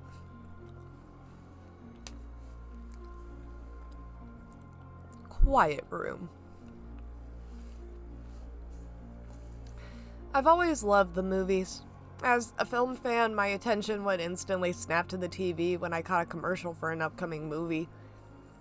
Most of the mindless, overproduced garbage Hollywood turns out is pretty forgettable. So whenever I discover an indie film with a relatively fresh concept, I was excited to see something different. Recently, I caught a commercial for an upcoming limited release thriller called Quiet Room, which I found pretty intriguing. The story features a serial killer with a twisted sense of morality, who picks his victims based on what he feels they add or detract from society, and his killing methods reflect how they've hurt others around him. I've only seen 2 different TV spots for this movie. Both were pretty similar, just slightly different narration and video. So you saw something for the Saw movies. However, one night while watching SportsCenter, I saw a new TV spot for Quiet Room I'd never seen before, and found it to be absolutely chilling. When I opened the title in white text on a black background, which displayed for about 5 seconds, that led to a second screen of similar text which simply read, "I'm coming," centered on the screen. The text was accompanied by the sound of several people quietly sobbing. Upon looking closer, I could make out about 6 dark silhouettes of people in the background. There were no film clips in this spot, nor was there a coming soon theater message. I found this to be pretty unsettling, but probably a viral marketing tactic, so I watched some cartoons to settle my mind so I could get to sleep. The next day, I ran into my friend Jeff, and we decided to have lunch together. Our conversation eventually led to this bizarre and creepy commercial I saw during SportsCenter. I was shocked to hear that Jeff had also been watching SportsCenter, but didn't see the same commercial. Instead, he saw one of the original TV spots. I protested and described it in detail, but he had no clue what I was talking about. Naturally, this left me a little rattled regarding what I saw, but a few days elapsed and I found myself settling back into my normal routine, which included my daily SportsCenter fix. The disturbing commercial had nearly escaped my mind before I saw it again. It seemed the same as before, however, everything seemed to be intensified. The wailing was louder and the dark figures were easily recognizable this time. After collecting my thoughts for a few moments, I quickly called Jeff to ask if he had seen it this time. But again, he replied no and hung up, probably thinking this is just a prank. My mind started to lose focus, and I began to doubt what I saw and heard. I went to the kitchen and made myself a snack, watched some more cartoons in the living room to help ease my mind, which didn't really help this time, and decided it was time to try and get some sleep. I made my way to the bedroom and I was able to strangely sleep quite easily. In the middle of the night, I awoke from my sleep. I swore I could hear something odd, but I couldn't make it out. The unsettling thoughts of Quiet Room came rushing back to my brain, instantly putting me on edge. I settled down and tried to pinpoint the noise, thinking it was all in my head. It seemed to be the sound of intense wailing, exactly as I had heard through the TV. Intense panic set in as I pulled the blanket over my head in an attempt to muffle the noise, but it only grew louder. The sadness of these beings saturated my mind. Motherfucking... Would you just stay, Blue? Just stay. The sadness of these beings saturated my mind. As I tried to block out these horrible voices, I noticed a shadow pass across my blanket. and I was too afraid to pull back the sheets to see if it was just a bird flying by my window or something sinister lurking inside my room. Suddenly, I felt something cold touch my toes from beneath the blanket, and I curled up in a fetal position on my bed, trembling with fear. A few moments pass before the blanket is ripped out of my grasp and I can see what has entered my room. The image of a thick black figure stood at the side of my bed. There were no ears, nose, or eyes on its head. A wide, grinning mouth was its only defining feature. The urge to scream filled my mind, but nothing escaped my mouth. The creature seemed to soak up the terror I've become saturated with before it cocks its head gently to the side and thrusts a sharp, piercing claw into my chest. I managed to catch one glimpse of the creature standing over me as if utterly satisfied before everything went silent and black. I woke up lying on the floor. I didn't know how much time had passed, but it was obviously pitch black outside. I grasped my chest where I was attacked by the creature and found no wound and no blood. Normally I would give a sigh of relief since I realized it was simply a nightmare and I fell out of bed, but all I could feel was dread and intense sadness, the type of heartache you feel the moment you discover a loved one has died. I picked myself up and I stumbled to the light switch, but I couldn't find it. The only light coming in was the window. As I examined it, it was far larger than normal and looked otherwise abnormal. As I approached it, I could see words written on it in reverse. It said, "I'm coming." Terror filled my mind as I realized what was happening. As my eyes adjusted to the dark, I turned around to see 6 dark figures circled around me, crying intensely.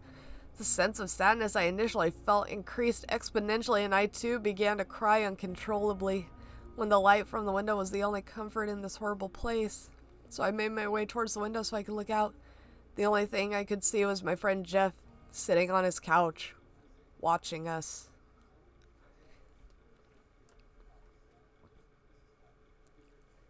Do you guys remember like 20 minutes ago, 30 minutes ago when I said I only wanted this to be a 3-hour stream? Yeah, fuck it, let's make it 4. I'm enjoying myself. That one says long. This says medium, but it's kinda long. No. Alright.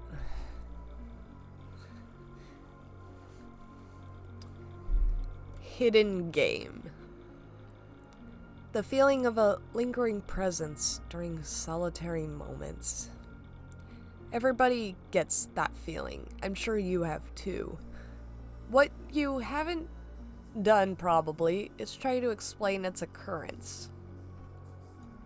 See, here's the thing. I had this feeling a few nights ago when I was in my room trying to go to sleep. I laid down, curled, facing the wall which my bed is positioned next to.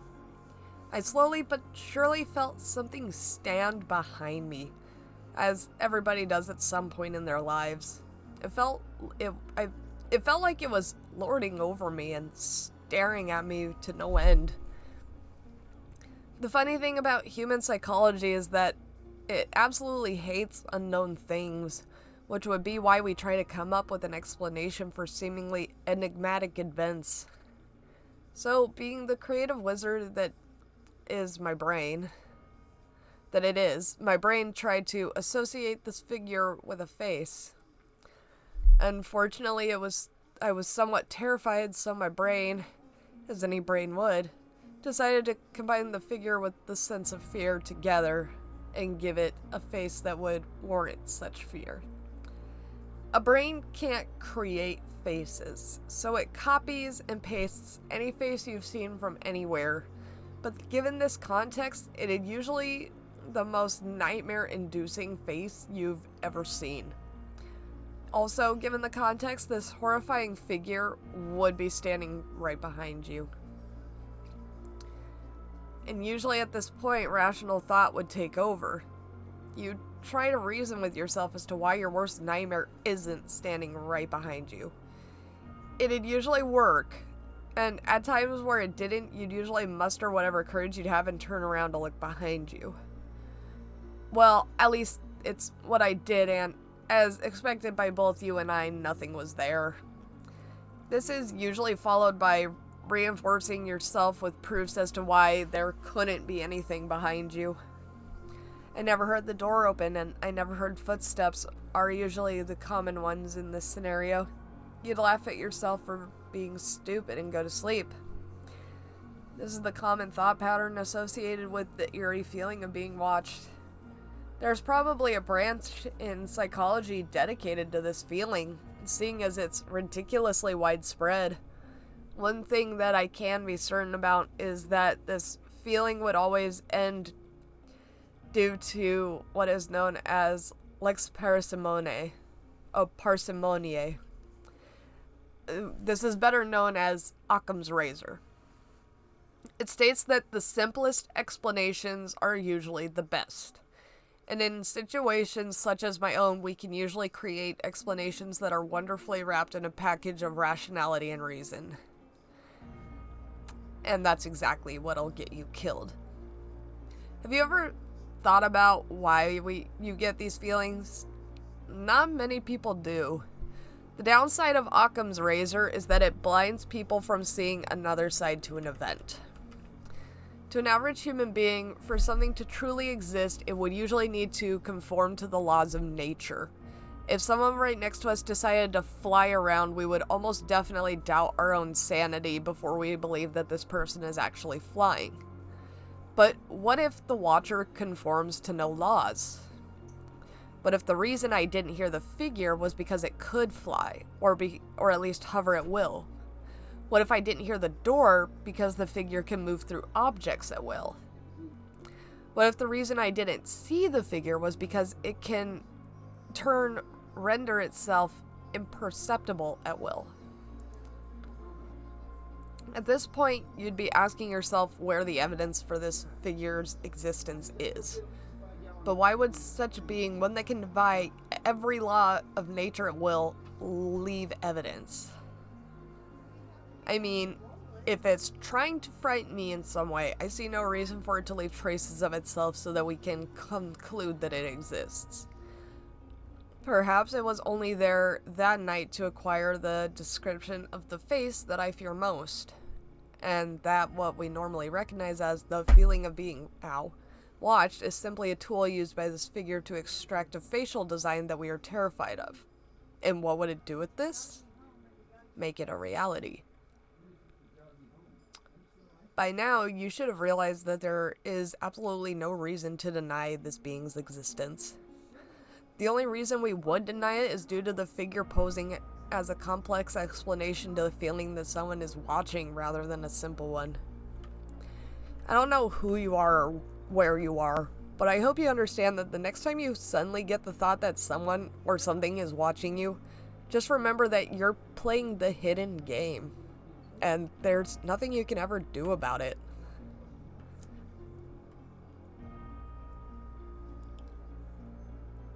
Okay, that fucked with me a little, I'm not gonna lie.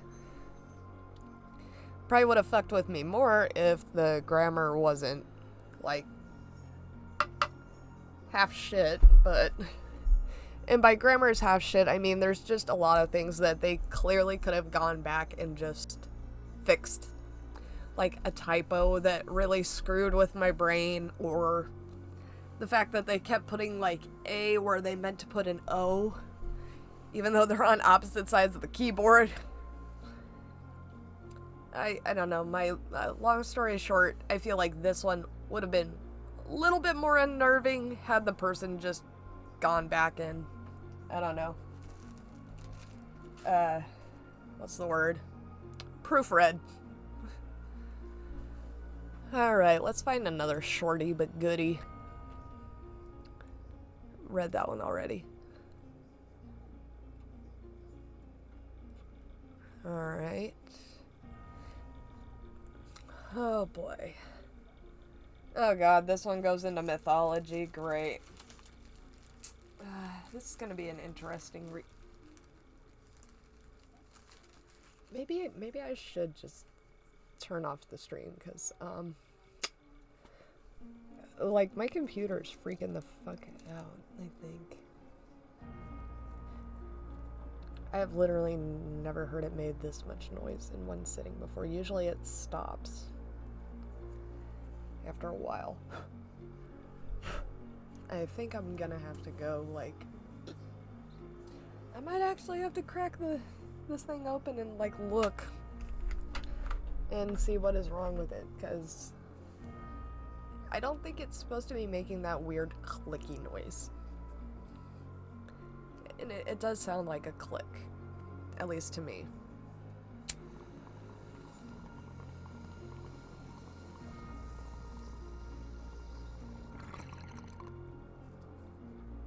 Alright, let's do this.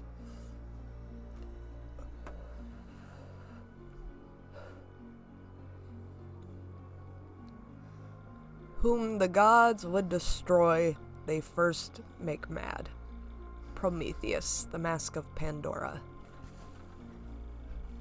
In the upper echelons of society, there exists an ever-growing group of individuals with entirely too much time on their hands. The members hark from around the world, but share similar traits. Often from lives of exceptional wealth, they are apathetic individuals, detached from day-to-day life, and merely looking for the next distraction. In this club, they find that something they have been seeking to fill the void. The club allows its members anonymity and encourages pseudonyms taken from ancient gods. The name of the game is Despair. The members compete against each other, and a recognized hierarchy exists for individuals that have proven proficient in the past. A random person from across the world will be elected and presented to the player, who will then proceed to tear apart the person's life in the most entertaining fashion. The resources of the Cabal extend far and wide. With the significant money at their disposal, there are few doors that cannot be unlocked. The game is scored based on the speed with which the player can get their target to dispatch themselves. It is not clear exactly how long the club has been in existence, but the earliest records were shortly after World War II. A small group of English officers returned from the war back to lives of luxury, and started to explore new ways in which hell could be inflicted upon a person. Over the years, the numbers have grown, and imaginative characters have brought about the self-inflicted slaughter of thousands. Over the years, rules for the game have had to be implemented. The most egregious example would be in the late 70s. Ares had just been given his target and had dropped out of sight. The Cabal kept the victim under constant surveillance, awaiting what would come next. During a family dinner, he calmly walked in and executed 8 members of his family, tossed the pistol at the poor boy, and instructed that either he shoot himself or the rest of his family would be dead by dawn. It took him 30 seconds to make the choice. Ares loves to brag about the fact that the no-killing rule was brought in to bring him under control. Now the game, comprised of identity assassination and the destruction of a person's faith in themselves. One of the more interesting examples was from ISIS, who announced from the start that she had no care for the time taken, and this would be her magnum opus. She hired several individuals to undergo plastic surgery to make themselves identical to the target. They started to follow this young introverted woman around, always visible to her in the distance. She began to grow paranoid. At this point, the stalking escalated to several of them following at once and approaching her aggressively. She always ran from these encounters, heading home and locking her doors tight. They would post photos of her taken from her back garden through the letterbox. It took 6 days before she finally snapped and opened up her arms with the shards of the mirror. The current record is held by Morpheus. It was quite inspired. He paid a number of actors to approach the target and to say deadpan, "Wake up, you're in a coma," and then act confused when he confronted them about what they had said. He hurled himself from the top floor of his offices before the day was out. There was no limitation to who can become a target, save for members of the club. This extends to celebrities from all walks of life. Many public rag scandals have come from machinations of the club, with the now fading star watching their glamour dissolve in front of their eyes. Those who have lived the high life often cannot continue once they are cast out. An interesting case was with Jupiter. They threw him a bit of a curveball and elected a target from deep within the Amazon rainforest. A tribesman with no significant concept of much outside of his own village. He kidnapped the man in the night and proceeded to subject him to a Clockwork Orange-style lesson in the horrors and atrocities that have been committed by man. It took 3 days, but he clawed out his own eyes and died from the shock. Now this brings us to you. You've been selected as our next target. My name is Mercury, and you are my target. Knowing what you know now, why don't you save us some time and just swallow the goddamn capsule?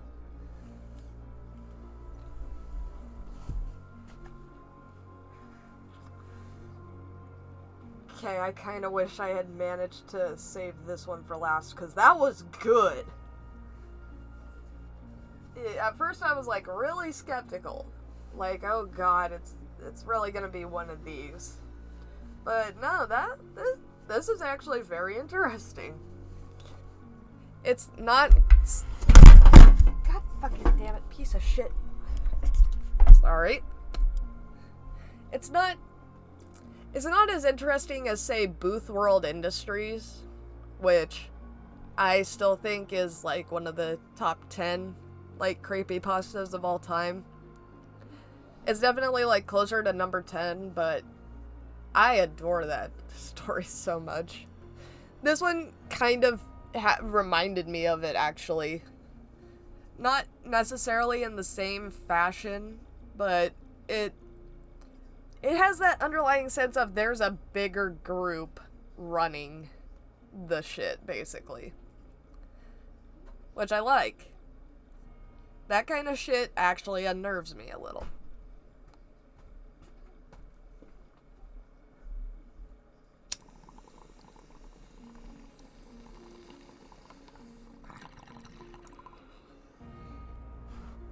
Little bit of stoner ASMR. Do you think that's a thing? Like, people just having their bong sit near their microphone?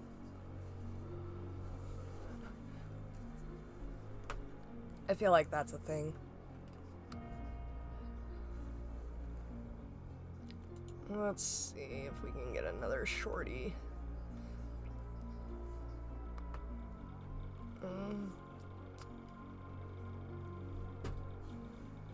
Computer, I swear to God, you better knock it off. What time is it?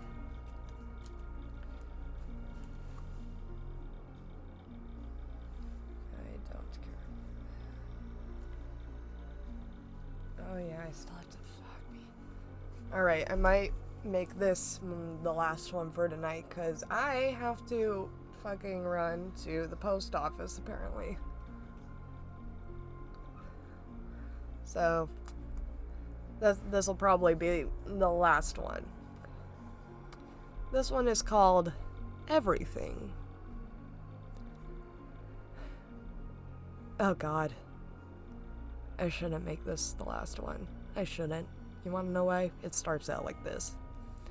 One of my best qualities, I believe, is my intelligence. I know I don't have my webcam on, but I'm sure you can just hear the utter joy in my voice. I don't mean to come across as rude, but the fact is, I am beyond the brain capacity of any other person my age. Jesus fucking Christ. At the age of 8, my IQ was measured to be 136, which is just shy of genius level. I loved to learn, too. I wanted to know everything. Okay, I see where this is going. As I got older, I spent my time thinking and learning. It was great. One day I was offered the chance to take part in an experimental process to expand the mental capacity by 250%. I, of course, agreed. On the day of the test, I went to the lab and sat patiently in the procedure chair. The scientist and resident doctor hooked me up to an EEG and other devices to ensure my life.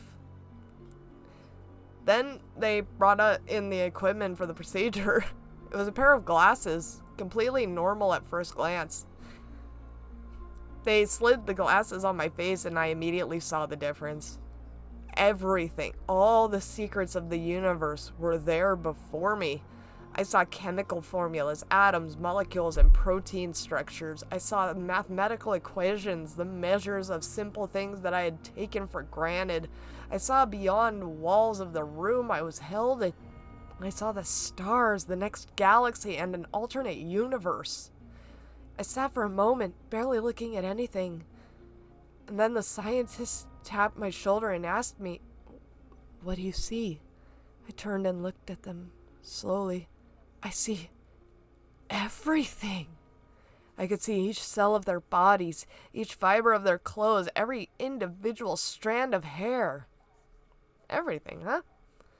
I stared deep into the blue, almost black eyes of one of the professors, and I saw what he thought. I saw everything. And then the figurative shit hit the fan. All the knowledge flooded my mind. Before, I'd only been seeing, not really taking anything in. Now, though, it was all coming in at once. It was like a tidal wave trying to pour through a rain spout. I could hear all the people of the world, alive and dead, talking. I could see all the terrible things happening at once. I instantly panicked. I couldn't breathe. I heard machines beeping and the scientists rushing about to try to talk to me. Over that, there were still voices in my head telling me secrets of the world. The doctor checked my EEG, which was bouncing off the walls. I saw nothing but whiteness, pure blinding white. Then that white suddenly changed to red. I no longer had control of my body or even my brain. My hands reached up and tore off the glasses, but it was too late. Out of pure frustration, my own disobedience hands dug into my skull to try and stop my brain. The voices had to go. My bloodied fingers gripped my eyes and tore them out of their sockets with a sickening squelch. I felt sick to my stomach and unbearable pain, but I was unable to react to it. My hands started tearing into my own skin. Before the scientists managed to tie me down, I felt them taking me somewhere I managed to fall asleep. Since I woke up at some point, my eyesight had returned somehow. The voices were still there, whispering to me, "Don't worry, you're the smartest person in the world now. You know everything. Nothing will ever go wrong." I felt my vocal cords strain and a strangled sound met my ears. Despite a part of my brain telling my body to stop, to shut down, to let me live, my arms struggled against my bonds. My arms were rubbed raw, but they finally tore through. I couldn't blink, but I could see blood trickling down my body. Blood from my face and arms. I was alone, in a hospital room. I felt the glass on my face. I ripped the glasses and was immediately blinded. However, the voice remained. "You can't leave us behind. You still know everything."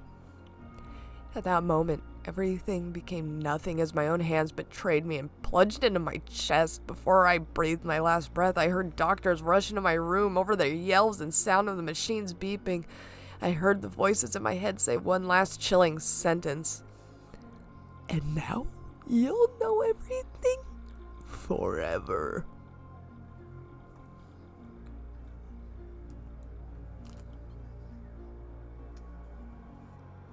Oh boy.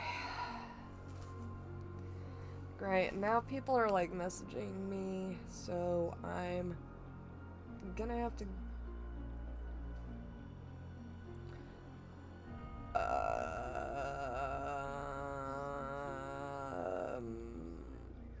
I'm not gonna answer that message.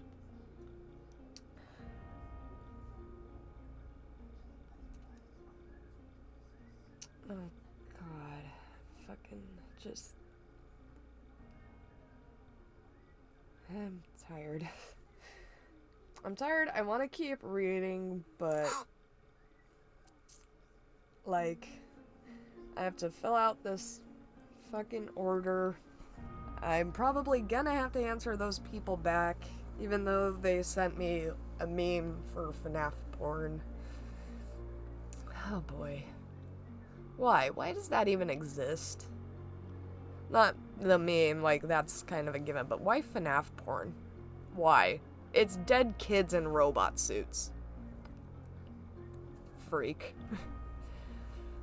Sorry for that sudden change of atmosphere. Then again, I've changed the atmosphere multiple times over this stream. I'm gonna bugger off. I'm gonna fill out this Etsy order, and then I'm gonna walk my happy ass down to the post office. So, thank you for joining me for this stream.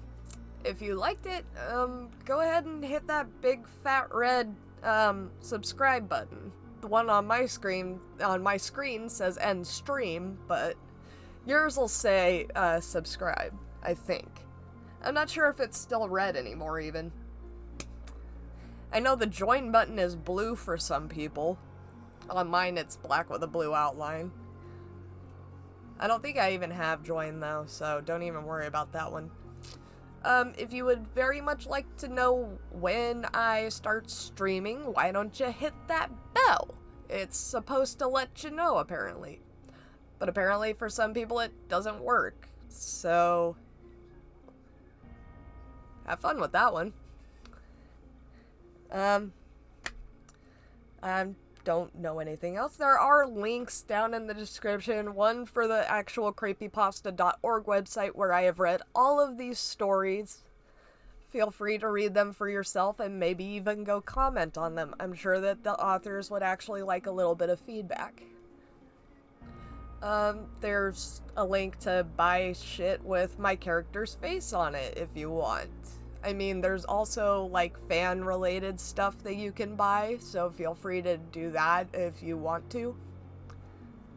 Otherwise, I have been your reader Fallout Sheppy for this evening, and I hope that you have a good one. Bye-bye.